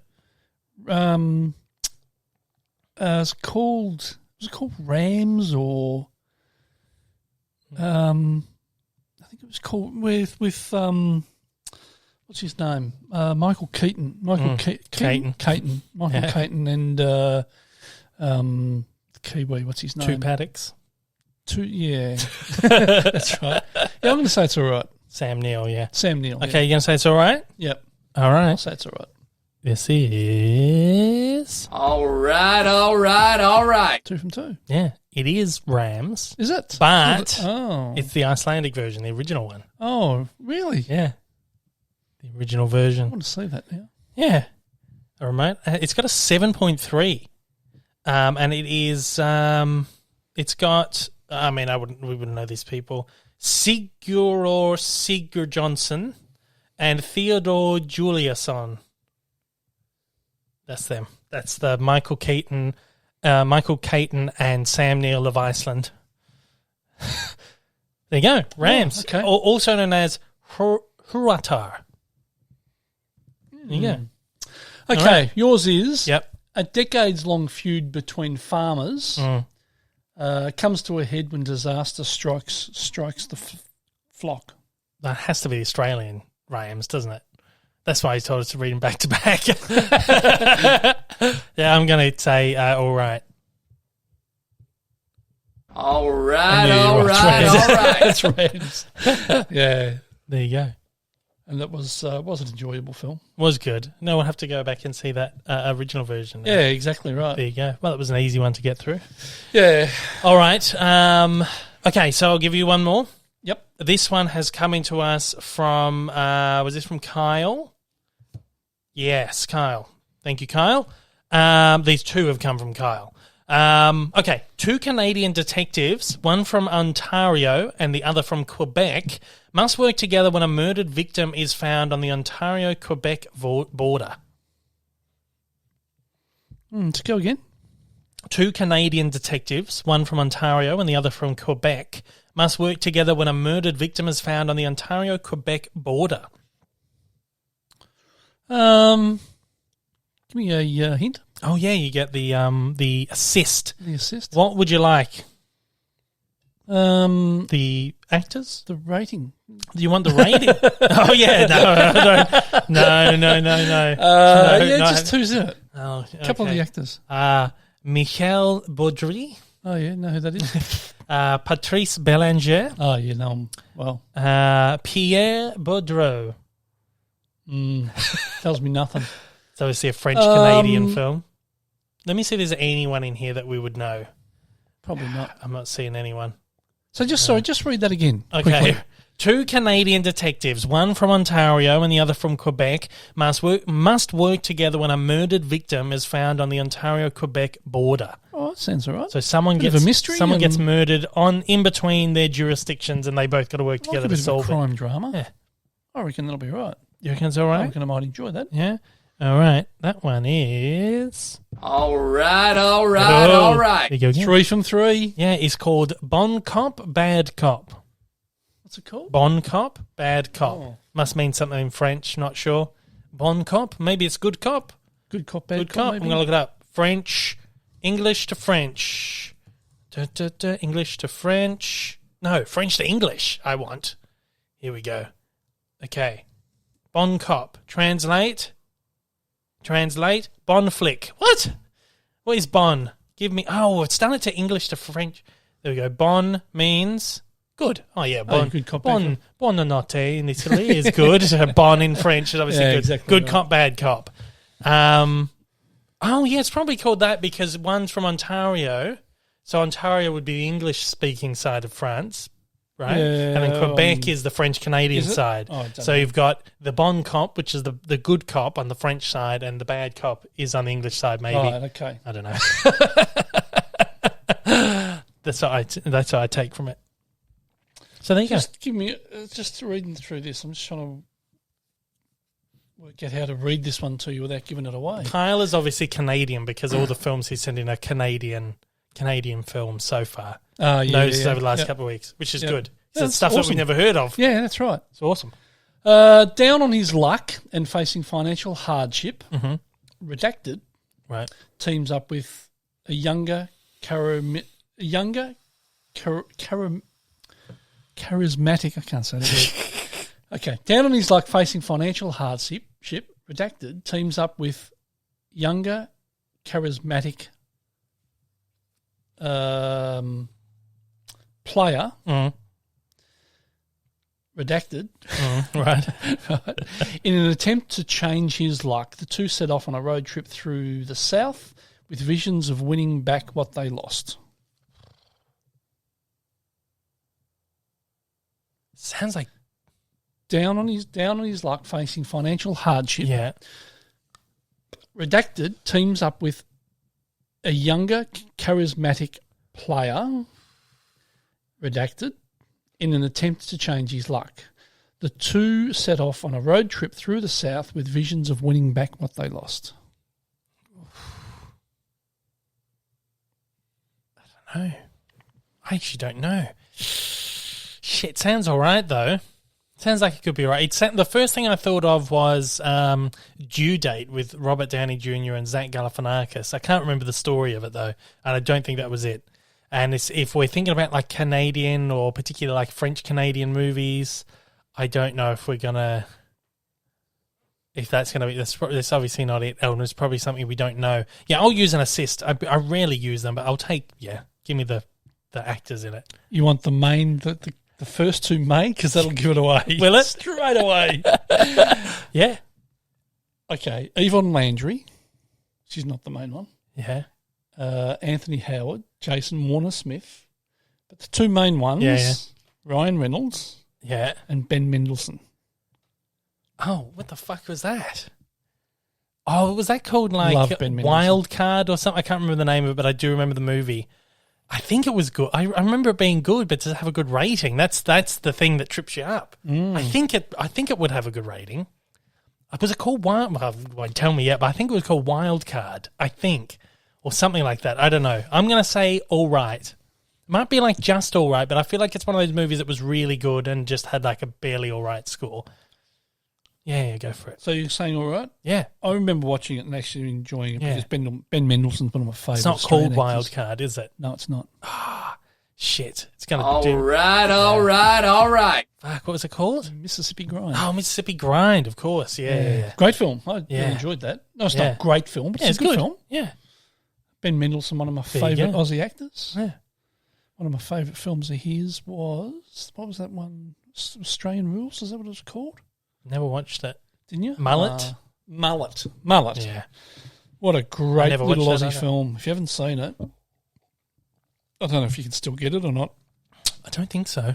I haven't seen it. It might be on one of the streaming platforms, I think. I think I've seen it on streaming, but I don't think you can buy it anymore. Probably on Stan or something like that. Yeah, I think there's a lot of like... It's a 20-year-old film now. Yeah, it would be, wouldn't it? Yeah, 20-year-old film. No, I don't think it's available on DVD anymore. He no. plays the part of a... what is he? He's a guy that sort of left his town and goes back to his local his hometown, and his nickname's Mullet. And it's just a good little Aussie film. Really good little film. I never watched it. It's one I need to get to. It's only got a 5.9, but I actually really enjoyed it. Oh, there you go. Oh, those Australian movies are rated pretty badly, though. So, yeah, there we go. That was 3 today of... Shite. Or... All right. No progress made either way today. No, because we both got all of them right. So, Jeff, that's an easy one for you. You won't have to watch it twice this week. No, Just bump exactly. each score up by 3. Have a week off, buddy. There you go. God. Week off with no pay. Oh, well, what's new? Yeah. Is that any different to any other week? No, that's Thank right. you, Jeff. We do appreciate that. We certainly do. And we do appreciate everyone who sent them in, and we'd love anyone else to send any in as And well. we enjoy the interaction. We love the interaction. This is what it's all about, this podcast. We love it when people interact with us, send stuff in. That's the most fun part of this for us. So if you have any of these Shite or Riots, any whether it's a favourite movie that you think's great but has got a shit review, or you think it's a movie that you think was shit that had a good review, or something that... whatever. Just any kind of obscure thing that might trip us up, send them in to davelypod@gmail.com. I appreciate everything. And you are the world's best listeners out there. We've got to put that on a Certainly good. t-shirt. Yep. World's best. No trailers to talk about this week. Yeah, t-shirt. Dave says I'm one of the world's best listeners. Yeah, there you go. There you go. Get onto the t-shirts, buddy. Jackson. Wacko Jacko. Sorry. Yeah, That so... could be a sticker. Could be. Yeah. Hmm. There you go. No Get back to work, Bunky Boy. Yeah, get to it, Jeff. Okay, so no trailers this week. So no trailer trash No. segment. No. Well, No trailer trash. But, not every week you can have chocolate. Some weeks it's going to be candy corn, isn't it? yeah. What's that? Oh. It's the news.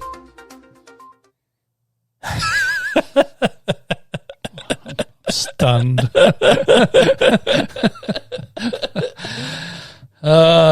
News theme, right? We got My a God. we got a few news bits to talk about today. Too much time on your hands. Just download a little news theme. That was it. Some of these other ones I put some time into, Yeah. like the trailer trash one, which we didn't hear today, but we heard the Mad Men one. A little bit of time into that, but the news one, just download a little news theme. Quite simple on the Google. Well, you didn't create that yourself. You didn't Oh yeah, of course I did. put that little beep, beep, beep in the background. Of it. Yeah. Yeah. All right, so this week, last week, of course, Suicide Squad opened, or a couple of weeks ago, Suicide Squad opened by the time people are hearing this. And it did really poorly at the box office. Doesn't surprise me. No, exactly right. But this whole... Not because it's a bad film. Yeah, because of... The times. Yeah, we'll talk about it. There's been a huge conversation around it, which was like, oh my God, the Suicide Squad absolutely flopped. Like, hell, what? All these like major trades, like, oh my God, Suicide Squad is a major flop. This big budget Hollywood blockbuster has absolutely flopped. Can you believe it? Forbes writes, as feared, James Gunn's critically acclaimed The Suicide Squad opened this weekend with a $26.5... Oh, hiccup again, sorry. With a $26.5 million domestic... What is going on? And okay, let's start that again. Stop drinking, Dave. I know. Have some water. As feared, James Gunn's critically acclaimed The Suicide Squad opened this weekend with a $26.5 million domestic and $72.2 million worldwide debut. That's below even the fingers crossed $30 million benchmark, and below both Space Jam: A New Legacy, which took in $31 million, and Jungle Cruise, which took in $35 million.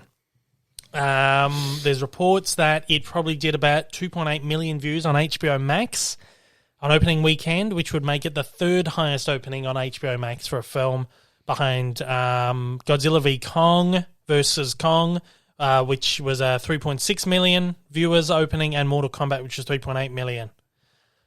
But what we have to weigh up is, what did this movie have against it? What did this movie have going against it that's made it like crash completely?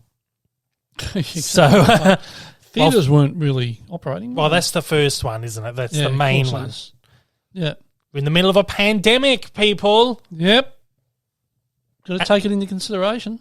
And the cases are rising in America due to this new Delta strain. And the UK and here we're going through another wave. And this is a really contagious... It's not more deadly or more... Well, it is, because kids are getting it. Yeah, but that's not... that. What I mean is that people aren't getting sicker than they were before. It's more contagious, though, is what it is. Yeah. So that's the key factor here, is that this has come out at this time where everywhere is going into another waves. Grip of the virus. Half of Australia is locked down. America, audiences are becoming a bit more hesitant to go back to the cinemas again because they're going through these new waves. The UK, same deal. So that's the number one factor. So people just aren't going to cinemas. Of course, take into account the fact that HBO Max has given this away for free, day and date. Yeah. So what are people going to do? Oh, I don't really want to go to the cinemas because I don't really want to risk it. I'll just watch it for free on HBO Max, right? We can go as far as saying it's an R-rated movie. R-rated movies don't usually take in big box office numbers because less people can get into them, obviously. You have to be 18 to get into an R-rated movie. Of course, there's been... Was it R-rated here, or are you talking about R-rated here? R-rated in America. It's younger than... Is it 15? R-rated over there? 18. It's 18 here. Yeah. No, see, we have MA, which is like our equivalent of their R. Their R, which is 15 plus. No, because their rating system is fucked. So they have a G. Is that the technical term for it? Or? Yeah. Initially, they had G, PG, and R. That's it. They had 3 certifications, or whatever's on either end of that. X, triple X, whatever you want to call it, and then like E exempt, which is like documentaries. But if you're talking about movies, mainstream movies, G, PG, and R. When Steven Spielberg made... What film was it? I always forget what the movie was. But, Indiana Jones and the Temple of Doom, because there's a scene where the guy rips a heart out, and it's pretty dark. It was like, well, this movie is too dark to be a PG, but it's not really pushing the R-rated envelope, so there needs to be something in between. So Spielberg pushed for what they have, which is a PG-13. Right. So it's G, PG, PG-13, and then R. So PG-13 for us is anything from a PG to an M, maybe light MA-15. Yep. Their R, which is a hard R, still R18. It's an 18, but that could cover MA and R here. So there's so many movies open up over there that's an R rating. It's just might be MA here. Right. But because it's R over there, less people can get into the cinema, and you'll see less and less movies.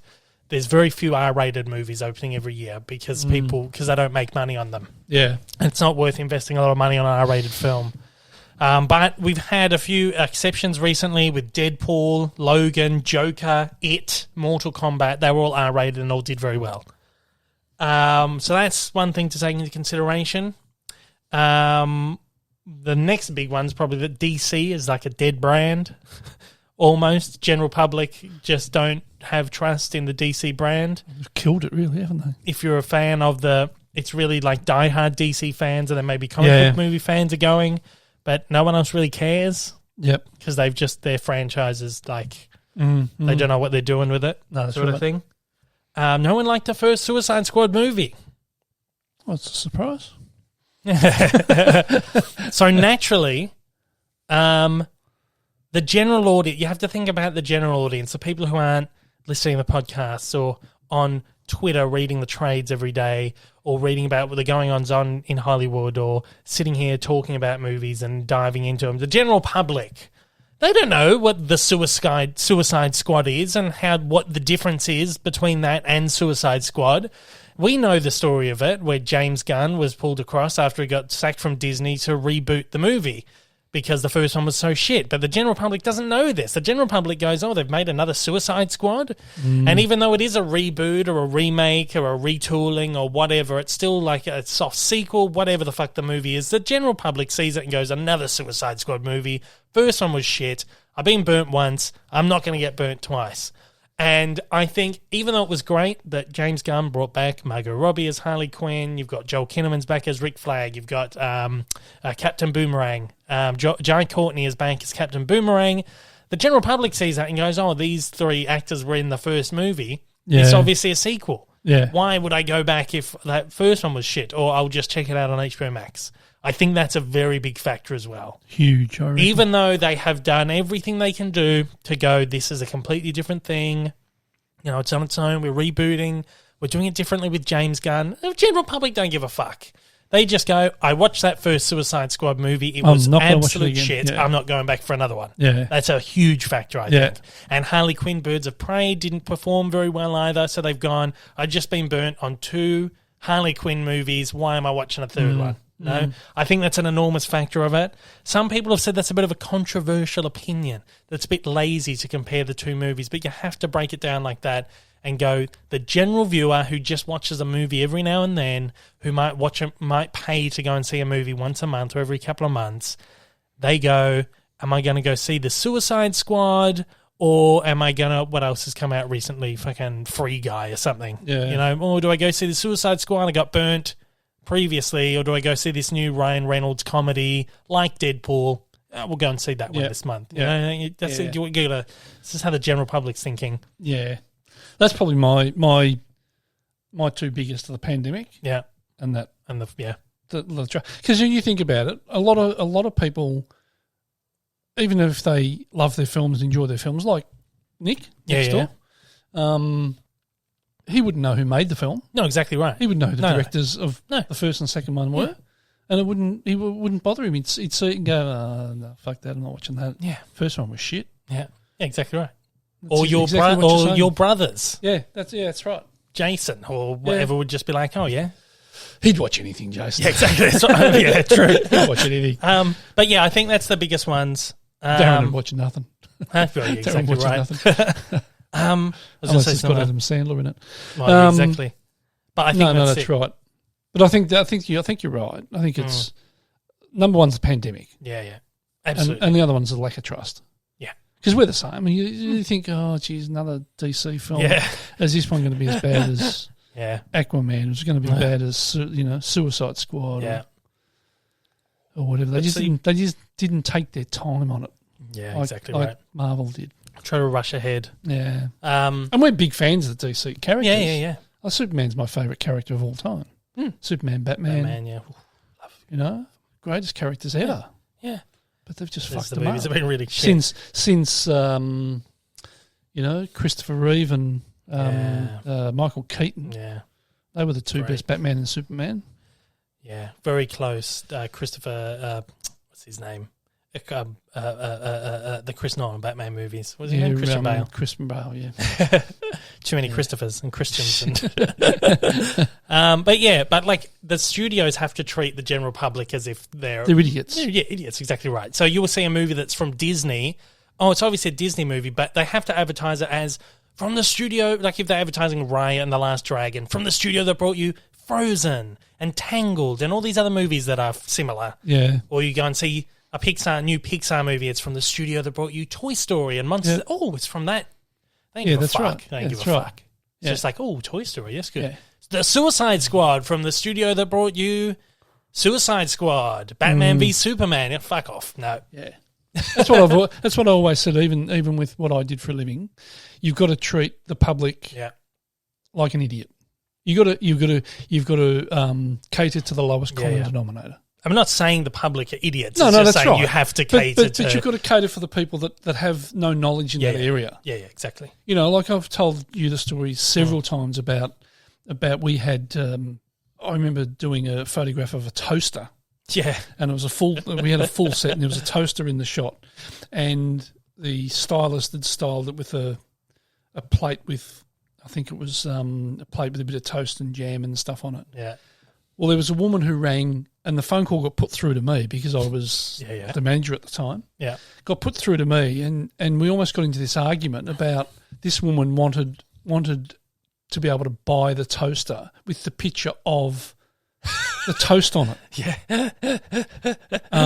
There was no toaster with a picture of toast. It was actually just the toast reflecting back in the chrome. Yeah. And trying to explain that to this woman, I was like beating my head against a brick wall. In the end, I just hung up on her because I thought she was just taking. In the end, I thought she was taking the piss, but she was dead serious. Oh my gosh! Yeah. So that's the sort of people you've got to you have to cater to. Well, you just have to assume that they don't know anything. That's right. Yeah, that's right. Well, actually, Suicide Squad, they advertised it as, I think it was from the horribly twisted mind behind Guardians of the Galaxy. So that's their way to hook you into that. Yeah. But there you go. So I think that's also another factor. Some people was that this is a sequel. The first movie did very well at the box office, initially anyway, and because Will Smith was in it. He's a hugely bankable star. Still is, but this one didn't have Will Smith in it. So this is a sequel to a Will Smith movie with no Will Smith. They say that's probably what would you say? That's what's the saying? Pulling straws. That's not it. Clutching at straws. Clutching at straws. That's probably, but it could be a factor. Yeah. And people are saying Harley Quinn is not really a bankable factor outside of the DC comic book franchise. People really don't care or I can say possibility. That. I can say that. Who's a big draw for the film as well. As we said last week, she was great in that. She's amazing. Her character was better in that than any of the other. Yeah, very good. Of her other portrayals of that character. Yeah. I reckon.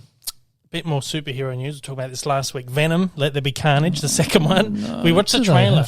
We watched the trailer last week, remember? Or was it the week before? I don't know, whenever. And at the end, they didn't put the release date for the movie, remember? It was just that's right. coming this year. Mm. Yeah, they've delayed it. Delayed it again. That's why they didn't put the date on it. They've come out and they've given it a date. It was supposed to open September 24th. They've now said it's coming October 15 or possibly January. So I think they're leaving open... leaving the door way open. Yeah, because we don't know what's going on. If this Delta variant fucking blows up, it's not coming out September. This is the fourth time this movie's been delayed. It was supposed to come out last year, I think.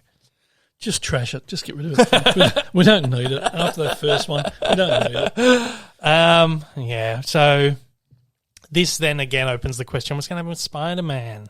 What's going to happen with Ghostbusters? What's going to happen with all these big Sony movies? James Bond. What's going to happen with all these movies? Or is James Bond not with Sony anymore? He might be Universal. No idea. I don't know. He's been flipping-flopping. No interest anyway, in James Bond. But then the thing is that Sony needs to align with Marvel Studios' release plan for Spider-Man. Because if Spider-Man's going to tie into like Doctor Strange, well, it is because Doctor Strange is going to be in the next Spider-Man. So they need to have that movie come out to align with what the hell Marvel's doing. So I don't know if Sony is kind of beholden to whatever the hell Disney is doing with the rest of their movies, which is, I think, why we haven't heard much about Spider-Man. Yeah. Merchandise has just hit shelves. We haven't even got a trailer yet. Has it really? Yeah. Maybe they're trying to make up their money before the film comes so out. Weird, yeah, maybe, yeah. Because it's going to be It's trash. so weird. But I think this is Spider-Man I'm talking about, not Venom. Yeah. But I think this would usually be about when the merchandise starts rolling out. It's supposed to come out like December or something, but we don't even have a trailer. The only like official marketing we have from this movie is like photos of Hot Toys and stuff and Funko Pops. That's like the only official looks we got at the movie. So no one knows what the fuck is happening with this movie. Maybe there's just so much they want to keep secret until the last minute. And if that's the case, this is like a completely unheard of marketing strategy for a movie. I think it almost is at this stage. Whether this means they're going to push it, or maybe they're waiting to hear what Disney's doing, or maybe I don't know. We'll follow it. Over the next few weeks, I'm sure we're going to find out. There's supposed to be some Sony panel, 3-hour Sony panel in a few weeks or something, so we might hear more then. Now, we've briefly spoken about this in the past. Amazon is doing a Lord of the Rings series. Yeah. Bit of controversy has now surrounded it, sort of. Variety has reports that the upcoming Lord of the Rings series is moving production from New Zealand to the UK for its second season. Why would they do that? Don't know. They haven't really given any answers. They just decided to pull out of New Zealand. Now, Amazon, a little bit of backstory. Why would they do it in New Zealand? Because they've got no COVID in New Zealand. They've got free roam everywhere. Well, here's a little bit of backstory on this. Amazon bought the TV rights for a Lord of the Rings series back in 2017 for $250 million. And they had committed to 5 seasons worth at least $1 billion. However, they've spent, on the first season alone, they have spent $400 million, which makes it the single most expensive television series ever made, especially when you consider the standard Hollywood blockbuster, like Avengers Endgame cost $200 million. Whatever, Endgame was worth a little bit more than that. But like your standard blockbuster, like maybe Black Widow, $200 million. And this, for one season of television, is costing $400 million. Now, this would make this the first time that any modern Lord of the Rings production, any live-action Lord of the Rings production, has been made outside of New Zealand. First season... I don't know why they do it. First season is done. They finished shooting a little while ago. And post-production will continue in New Zealand, they're saying. But as of season 2, they're moving out. They're moving to the UK. What do they follow? What's his name? Bilbo? Bilbo to England or something, do they? Or when he goes on his travels? Yeah, well, some people were saying that when J.R.R. Tolkien wrote Lord of the Rings, he envisioned England. It wasn't New Zealand. But that's a bit... Both beautiful countries, but New Zealand. But New Zealand is like the iconic Middle Earth now. People know. Yeah. You know. I've been to Middle Earth. Yeah, you have. You went to visit Bilbo's house. Yep. Now, Amazon... He wasn't home either. No? Oh, that's disappointing. Amazon received 20% tax cut for the first season from New Zealand. That's predicted that they'll be eligible for up to 132 million New Zealand dollars as a rebate. So that's about 23 million American. Yeah, something like that. New Zealand even changed their labour laws to keep Lord of the Rings in New Zealand quite a while ago. It's called the Employment Relations Amendment Bill, but it's commonly known as the Hobbit Law. So apparently Warner Brothers... Awesome. Warner Brothers have previously threatened to take Lord of the Rings away. When they were doing the movies, when they were doing the Hobbits, Warner Brothers threatened to take the Hobbit movies to America. And New Zealand changed all their laws. And they've even changed a bunch of laws to keep the Amazon thing here. And they've offered them all these tax rebates and stuff. And now they're saying, yeah, no, we're leaving now. They are looking to bulk up their production in the UK at the moment. Amazon. They've got a number of shows that are being produced over there at the moment. One is Good Omens, the second season. So they're predicting that maybe Amazon's just trying to set up like a UK hub And the best way to do that would be to take like their biggest program over there. I would have thought it'd be cheaper for them to make it in New Zealand too. I would have thought so too, but who knows? So obviously, New Zealand government's come out and said, well, obviously, the rebates are now off the table.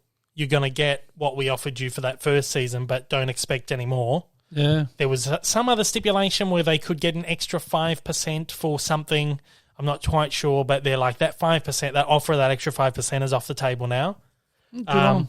Albert Cheng, the COO, the Chief Operating Officer, and co-head of TV for Amazon Studios.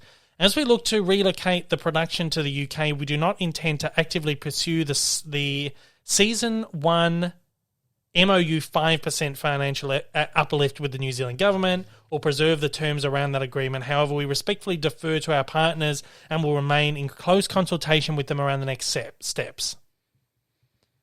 That's all they've really said on that. So Season 1, again, completely done in New Zealand, and then Season 2's onward. That's pretty sad for cousins over in New Zealand. Yeah, because now there's a lot of people who won't get the work that they should be getting, and that's a big part of why New Zealand wanted to keep the Lord of the Rings, because it's such a big boom for their industry. Oh, exactly right. Exactly right. And just even tourism and stuff. Yeah. You know, that won't change. No, exactly right. Having... Yeah. Well, did they use the old Hobbit film? I don't know. I don't know. Oh, Hobbiton. They haven't really said anything, but I don't know. I'm not sure. Probably not, but because I know it's not being produced by Peter Jackson. I don't think he's involved. Oh, okay. It would have stayed there in that case. Yeah, probably. He would have fought. He would have fought to keep it there. I just think they shot in New Zealand because the other films were there, and obviously, naturally, it's just that's Middle Earth. There's obviously some gorgeous places in the UK, but it's going to be interesting to see that difference. You can always tell when they change location and when things are just a little bit different. Well, even just things like the light, the quality of light. Yeah. The quality of light in England is completely different to New Zealand. Yeah. New Zealand, the quality of light in New Zealand's very much like here. It's quite hard and sharp and very bright, whereas in England, it's just that. Yeah. It's got that softness to it. Yeah, so it's going to be interesting to kind of compare, see what it's going to be like. But Season 1 debuts on September 2nd, 2022. Nothing's known about the plot. We've had one image come out. That's about it. Just looks like it could be a still from Return of the King or something. Yeah. It's going to be... all we know is that it's going to take place during the so-called Second Age, thousands of years prior to the events of both Lord of the Rings and The Hobbit, and will follow an ensemble cast of characters, both familiar and new, as they confront the long-feared re-emergence of evil to Middle-earth. So interesting. Yeah, there you go. I sort of look forward to seeing that. Yeah, me too. I always liked the Lord of the Rings movies. You weren't huge on them. It's that fantasy thing. Yeah. But I enjoyed them, but, you know, it's not something I'd sort of sit down and choose to watch over something else. In most cases. Yeah, there you go. We had a Disney earnings call last night. They do the earnings call at the end of every quarter and just keep their investors kind of up to date on what the hell's going on, all that shit. Bob Chapek was on the phone talking to all the investors and stuff. They announced Disney Plus has surpassed 116 million global subscribers, which is enormous. It's a couple. Yeah. You wouldn't mind a few of them? No, exactly. Wall Street expectations predicted they'd have 112.8 million subs at this point, so Disney Plus is considered overperforming at this moment. Does that surprise you? Not at all. Bob Chapek has in fact said that he considers the Marvel series as now what was his wording? I did write it down, but I think he said it's like a huge driving force. Marvel series, yeah. Strong growth drivers, he said. So now Disney has... the second quarter of 2021 added 12.4 million subs. And now Disney have 174 million global subscribers across all of its direct-to-consumer portfolio, which includes Disney+, ESPN+, and Hulu. But Chapek says of Disney Plus, we're in the first innings of the first game of a long season. That's staggering. Yeah. How much is it to subscribe? It's like $10 a month-ish, give or take. And how many subscribe? 112.8 million subscribers. That's fucking $1.2 billion. Yeah, and then take into account they're A upcharging. month. Yeah, and then take into account they're upcharging everyone for the Premier Access movies as well. And there's like a few million people who are buying into them as well, and they're $30 a pop. Yeah, making a lot of money on that. It's $1 billion a month. Yeah, $12 billion a year. Hell. It's just going to keep going up. Yep. A few other things were announced. Shang-Chi, the next film from Marvel. It's not going to go to Disney Plus Premier Access. It'll instead go to theatres exclusively for 45 days and then move to Disney Plus. But no word whether it's going to be free or whether it's going to be Premier Access. I would be inclined to believe maybe Premier Access. And try and get a little bit more money out. Probably. Chapek says at some point we have to put a stake in the ground. It's actually going to be an interesting experiment for us. You're going to see how this is going. I suppose they're probably still feeling their way, aren't they, really? Yeah, they're still just going, all right, what Working the hell out works? what works this way and what works that way. So this same release strategies is being applied to Free Guy at the moment. And most likely Steven Spielberg's West Side Story will also be given that same treatment when that comes out later in the year. Some polls, I've seen a couple of polls online, and it's pretty evenly swayed as to whether people want to go to the cinema or people want to watch on Premier Access. Wait for it to drop on Disney Plus. I saw one that was almost like 50-50. It was like heaps of people are like, well, 50% of people are like, yeah, we'll go to the cinema. 50% will be like, no, I'll wait 3 months. Or 2 months or whatever it is, a month and a half. Well, I suppose if it was something that you didn't need to see at the cinema and you didn't want to fork that money out for it. It's a big Marvel film. That's the thing that's like, wow. But it's one that I think people are like, oh, well, this is one that's not going to matter. And if I put it off a month and a half, there's new characters, a new origin story. People aren't going to be as invested in it as like another Iron Man film or Avengers or something, a Black Widow, even though Black Widow didn't do very well. Even Black Widow didn't do very well. Yeah. You know. So it's going to be interesting to see what happens. Yeah, exactly right. Chapek says that he is grateful that Disney could take films out from multiple distribution strategies as COVID disrupted the marketplace in unpredictable ways. He claimed that Disney has figured out a way to fairly compensate talent and has entered into hundreds of talent arrangements during COVID, and by and large, they've gone smoothly.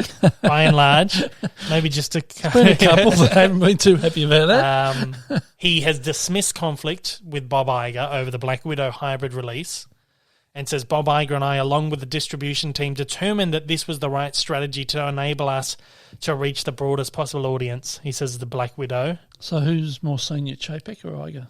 Well, as in age-wise or as in the company? In the company. Well, Chapek is like the head of the company now. That's why they're all happy. Yeah. Because Chapek got his way. Yeah, exactly right. Bob Iger's just the chairman now. Yeah, Bob Iger said, oh, well, if that's what you want to do, I can't stop you. Yeah, exactly right.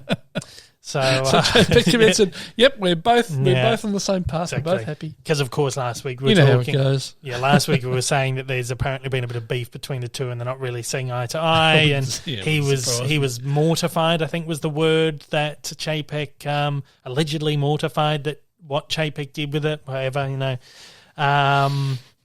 They have announced, though, in some lighter news, they have announced a Disney Plus Day, November 12, which is going to be a large cross-promotional event with Disney, Pixar, Marvel Studios, Star Wars, and Lucasfilm, and a really attractive group of titles are going to be announced. So essentially, remember they do the Investor Day every year or every couple of years? They did a huge one last year. You did last year? December. Did you? Did one in December. And then I feel like, because that's never like made, it was a big thing. Like they did a whole presentation virtual online. It was all pre-recorded. It was really great. But previous investor days have never been anything like that. It's always been like you could watch in, but it was not really anything special. People really didn't know about it. You get some announcement, like 1 or 2 announcements. Last year's one was fucking huge. So much came out of it. Yeah, that's right. Yeah, I do remember. Yeah, that. and I was there working away for days. Yep, that's right. Just putting videos together. But it's never really geared towards sort of a general audience and like, hey, we're going to be doing this Investor Day. Come along and check out all these new announcements. So it feels like this is the Investor Day, but it's more honed in on Disney Plus, and it's actually going to be advertised for a bigger group of people. Because even I was surprised how much they announced last year at this Investor Day. Previous years has been like a couple of exciting tidbits, make a couple of videos. Fuck, last year was huge. So I feel like it's going to be the same sort of thing. It's going to be interesting. But on this earnings call, Chapek confirmed that Hawkeye and the Book of Boba Fett will both hit Disney Plus this year, the 2 series. Yep. But no word on Ms. Marvel, which was supposed to debut this year. And there have been rumours over the last couple of weeks that Ms. Marvel is going to be pushed till next year. They've shot it, or they are shooting it, or whatever. But they might push it to next year. Oh. Interesting. So I'm sure we'll get some good confirmations. That'll be one that'll keep me a busy bee for a day. Eventually we'll get confirmations. Yeah, eventually. So November 12 is Disney Plus Day. Put it in your books. Awesome. I'll put it in mine. Yeah, well, I have no interest. Yeah, I'll give you all the You'll tell me points. What's going on. Yeah, I'll check it out. It'll be fun. Let's take a couple of sub questions because we're bordering on 2 hours today. Yep. Just a couple. I don't know I can't remember what's there, but we'll take some. We'll just go from the top. Yeah. Ben Melsky. Yes, he's a patron. He's a patron. Do you think HBO Max would be rolled out in Australia at some point? I imagine it would, but it doesn't look like Warner Brothers is really in a huge rush to roll it out internationally. I don't reckon it will. You reckon? I'll just farm it out to different streamers. Well, they already are. Like they do now. Yeah. That's what I reckon. They have to. They have to launch it. We've just had Paramount Plus. We got Disney Plus. There's too much for them to lose if they don't launch it internationally. Well, why? If they're selling stuff off to other streamers, I suppose. I think it'll come eventually, but they don't look like they're in any rush won't for be it. anytime soon. No, they're not in a rush. Okay, Lachlan Janetsky. What are your thoughts on the return of the Abomination? Is that right? Abomination, yeah. Abomination, Wong, and other surprise cameos in Marvel Studios' Shang-Chi. Yeah. Did I say that right? Yeah. Shang-Chi. Yeah. And The Legend of the Ten Rings. I'm not sure if you've already answered this one, so if you have, just disregard this comment and have a nice day. You should do a live podcast again. You haven't done one for a while. No, a live stream, yeah. Live stream, yeah. Would be cool. Yeah, I might do another I only one thought about that this morning. Yeah, I was thinking about it recently. Haven't done one in ages. What are my thoughts? I'm excited. They obviously need to drag in some familiar faces to get people kind of excited for this new origin story for the MCU. It's going to be good to see the Abomination again because we haven't seen him since the Incredible Hulk back in 2008. Wong is great, of course. Doctor Strange's that's right. guy. Yep. So it'll be cool to see him back, and always good to see some. Wong was good. Yeah, and it's always good to see some surprise cameos in Marvel. So I'm excited about it. Yeah. Okay, Charlie Palmer. Oh yeah. What are some great movies you can only imagine yourself watching once? For me, I doubt I'll return to Requiem for a Dream. Yeah, I understand that. As the subject matter is a little too dark and heavy to justify rewatches. Yeah. I'd say that's one for me. Good movie, but so heavy. I don't know what else. Oh, Midsommar, maybe. I couldn't really see myself going back to that. Watch that again. I thought it was garbage. You didn't like it? You didn't say. You said you liked it. No, you say it's garbage. Yeah, what I said is I didn't hate it. I didn't not like it, but I thought it was a piece of shit. Right. Okay. Well, you didn't say it last week, but you're saying it now. That's what I basically said. Or inferred or whatever. I couldn't watch it again because it was a heavy movie and it's tough to watch. There's a trilogy of French movies called the Three Colours Trilogy, red, white and blue, and they're different genres. There's like a drama, there's a mystery thriller, and there's like a romantic comedy, and they're all stylistically linked, but they're kind of not connected. but they're connected in a way, and you find out at the end how the three films are connected. It's almost like one of those. I mean, you put them together. It's almost like something like Love Actually, where you've got all these different stories, and then at the end you understand how it's all connected, sort of thing. But this is a trilogy of movies, very different, and they recommend you watch all three movies at once. So I did that, and it is a really hard watch, and it is weird because you go from depressing drama, comedy, and then straight into like this depressing mystery thriller again, and your emotions go like this, and you're burnt. You're fucking spent by the end of it. Not only because you've just watched three movies in a row, like probably 2.5 hour movies in a row, but because of the way it fucks with your emotions is like, I could never do it again, but they are really terrific movies. Really great movies, but it's just a heavy watch. That would be my one. One day I might go back. 3 words. Tree of Life. Yeah, but you didn't like that. This is not about movies you didn't like. No, it's a film I'll never ever watch again. Because I know what you're saying. His question was, what are some great movies you can only that was supposed to be a great film. But he's asking, what was a movie that you thought was great that you can only watch once because it was so heavy? Tree of Life is just shit. But you didn't like it, so it's not the question. Don't care. It's not the question. I'll never watch it again. Devish Sood. Yeah. Since you finally got to Midsummer. How do you say it? Midsummer. Yeah. Since you finally got to Midsummer, what movies have made you the most uncomfortable, whether intended or not? On a separate note, are there any that have made you uncomfortable because of when, where, or who you watched it with? Well, first part's pretty much the same question, isn't it, really? Movies that make you feel uncomfortable watching it. Yeah. Midsummer. It's a pretty hard watch. Maybe even something like The Shining, like the first couple of times you watched The Shining is a bit unsettling. Apocalypse Now was a tough one to get through the first time we watch it. Yeah. Really heavy movies like that. Particularly there's the early part of that film. Even Saving Private Ryan is hard the first time. 20 minutes. Yeah. Stuff like that, I don't know. Yeah. Well, one that made me uncomfortable was what's his name? Brent. David Brent. Yeah. It's just an uncomfortable film to watch because you feel so embarrassed. Well, The Office and the film, exactly right. Life on the Road was the movie. And also films that you watch that make you feel uncomfortable because of who you're watching it with. Yeah. Any film that's got sex scenes in it, watching it with your parents. Yeah. Is just like terrible. You don't understand. Yeah. It's terrible. Oh my God. No. Yeah, that's it. Okay, the next one, the Mickey Riding Pluto Fan Club. What a great name. Yeah, it's got his little picture as Mickey riding Pluto. It's like Mickey Riding Pluto Fan Club. Awesome. Yeah. Favourite Simpsons episode? I think we've had this question before, but I always like talking about The Simpsons. My favourite is either Cape Fear, which is one with Sideshow Bob where they go out on the boat and Sideshow Bob's going to kill him.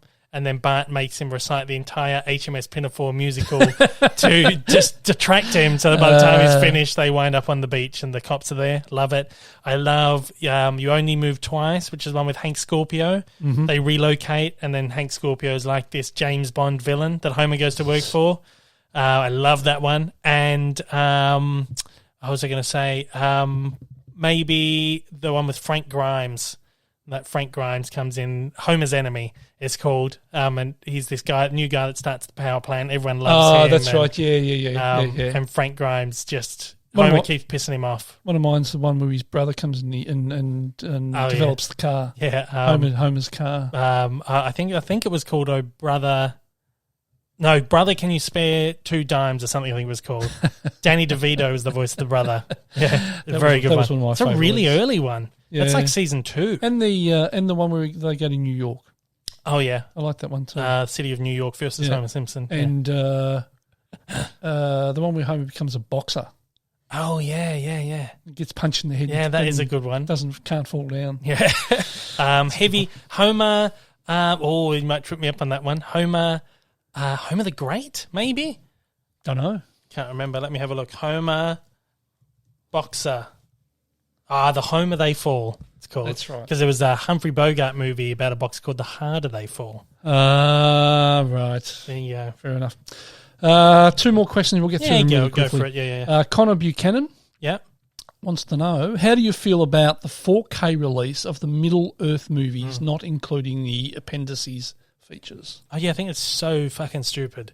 The appendices are these, 6 hours plus, archive of special features that Peter Jackson released with the original DVDs and the Blu-rays, and it, chronicles the entire making of every single movie. Each movie is, 6 to 10 hours worth. I'm sure I only got through maybe half of the Fellowship of the Rings ones, but they're fantastic. It is the best collection of behind-the-scenes documentaries ever produced. Literally so in-depth on everything, every little portion of making the movie that you could imagine, like a half-hour documentary on costumes, half-hour documentary on prosthetics, half-hour documentary on, the background actors. And it just goes into every tiny little, fantastic. I think it's really stupid that they re-released it on 4K and then didn't include the features, because you can fit them on, one Blu-ray disc now, or 2 Blu-ray discs. But I think they kind of know that the people who are buying the 4K probably already have the previous releases.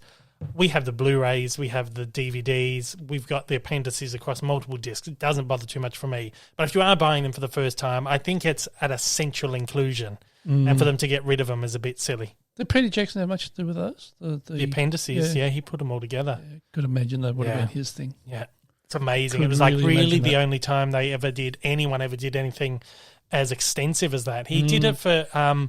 There was with King Kong, when he did King Kong, he did a similar thing. It wasn't as long. It was maybe 2 or 3 hours. But it was called the Production Diaries or Director's Diaries or something, and you could buy it on a separate DVD. So you actually had to buy the separate DVD for it. But then later, I think they just bundled it with the Blu-ray when the Blu-ray came out. But yeah, he's really, when he does stuff like that. But it's really interesting too, because they went really in depth, and this is one of the first movies that really used digital. It was really at the forefront of CG animation and stuff in films like that. And I remember watching some of those special features, wow, look what they're going with movies now, and showing you the programs they were using, and it's just really crazy in depth stuff. Terrific. If you haven't watched them, watch them. I think I've seen bits and pieces of them. I think I've sat and watched them with you. Or maybe I can't remember. Last one, Amorai and Azaria Richards want to know which one is a better company, Disney, Warner Brothers, NBC Universal, or Viacom, CBS? I think they're all pretty good. They all churn out some good stuff. I think obviously Disney's top of the rung at the moment. Have to be, if you're talking about quality wise and volume, and the kind of money they're raking in. So it has to be Disney. It takes out top. And then very close would probably be Warner Brothers. I mean, just their vast catalogue of stuff is insane. Yeah. Yeah. There you go. There you go. Done. It's done. It's all done. And guess what? The show's done too. All right, that is all we have time for today. Thank you so much for listening. The podcast goes out every single Monday on all the podcasting platforms, including Apple Podcasts, Spotify, Google, Amazon Music, and Audible. Visual Element goes out to view on YouTube on the Monday as well, but if you're a patron supporter, you can get 2-day early access on the Saturday, so head over to patreon.com/DaveLeeDownUnder for your 2-day early access on that one for as little as $1 a month. Cheap. Don't forget the video podcast on a new channel. If you're watching it, you're there already. Hit subscribe. Watch it all. Get the watch time up. Get the subs up. All that kind of stuff. You know the drill. If you want to write into the show, you can tune in at daveleepod@gmail.com. And if you're listening on podcast platforms, please leave a review and a rating. It helps. Only good ones. Only the good ones. They're the ones. Bad ones will just take off and piss off anyway. Yeah. Well, we won't, but you can't. They can't. But, we don't like them. YouTube preview. It was a fairly slow week on the channel last week. It was mostly a bunch of cartoon news stuff. I covered Idris Elba has been cast as Knuckles in Sonic 2. I talked a little bit about that. I saw a story about him a couple of days ago, and I was wondering what that was about. He's going to do the voice of Knuckles, the red echidna in Sonic 2. Superman the Animated Series is headed to Blu-ray finally, and one of the lead actors, Chloe Bennett, has dropped out of Powerpuff Girls live-action reboot, which is a complete fucking disaster. Everything's going wrong with that project. I don't think it's going to get off the ground now. So I've covered all that in cartoon news. I've got reviews up for Marvel's What If as well, for the series, or the first 3 episodes, kind of like a series overview, and I've also done one for episode 1. This week, I'm finally going to get that Tasmanian Devil voice evolution up. It's done. It's ready to go. I just know it's done, and it's uploaded. Well, it's not uploaded yet, but it's ready to go. I just didn't have the time this week to get it up. Review for Free Guy will be this week as well. And for the next episode of What If, there'll be a review, and then whatever cartoon news or whatever drops during the week. And I'm finally going to get back to working on Cartoon Evolution this week, so I'm going to get to that next one, which will be out in a couple of weeks' time. Hopefully, like a week or two. Have you announced that one yet? I haven't announced it yet. I'm not going to for another week or so. But it's written. I just need to make the fucking thing now. I wrote it before I wrote Lola Bunny. There you go. It's in the works. Oh, awesome. Yeah. So anyway, thanks, old mate Rick, for joining me once again. Thanks, Davo. Thanks, everybody out there, for listening. Thank you all. And we will see you on the next one. Take care and stay healthy. Yeah, stay safe out there, everyone. Do the right thing. Crazy stay at home world at if the you moment. can. Yes, do it. See you later. Take it easy. See you guys.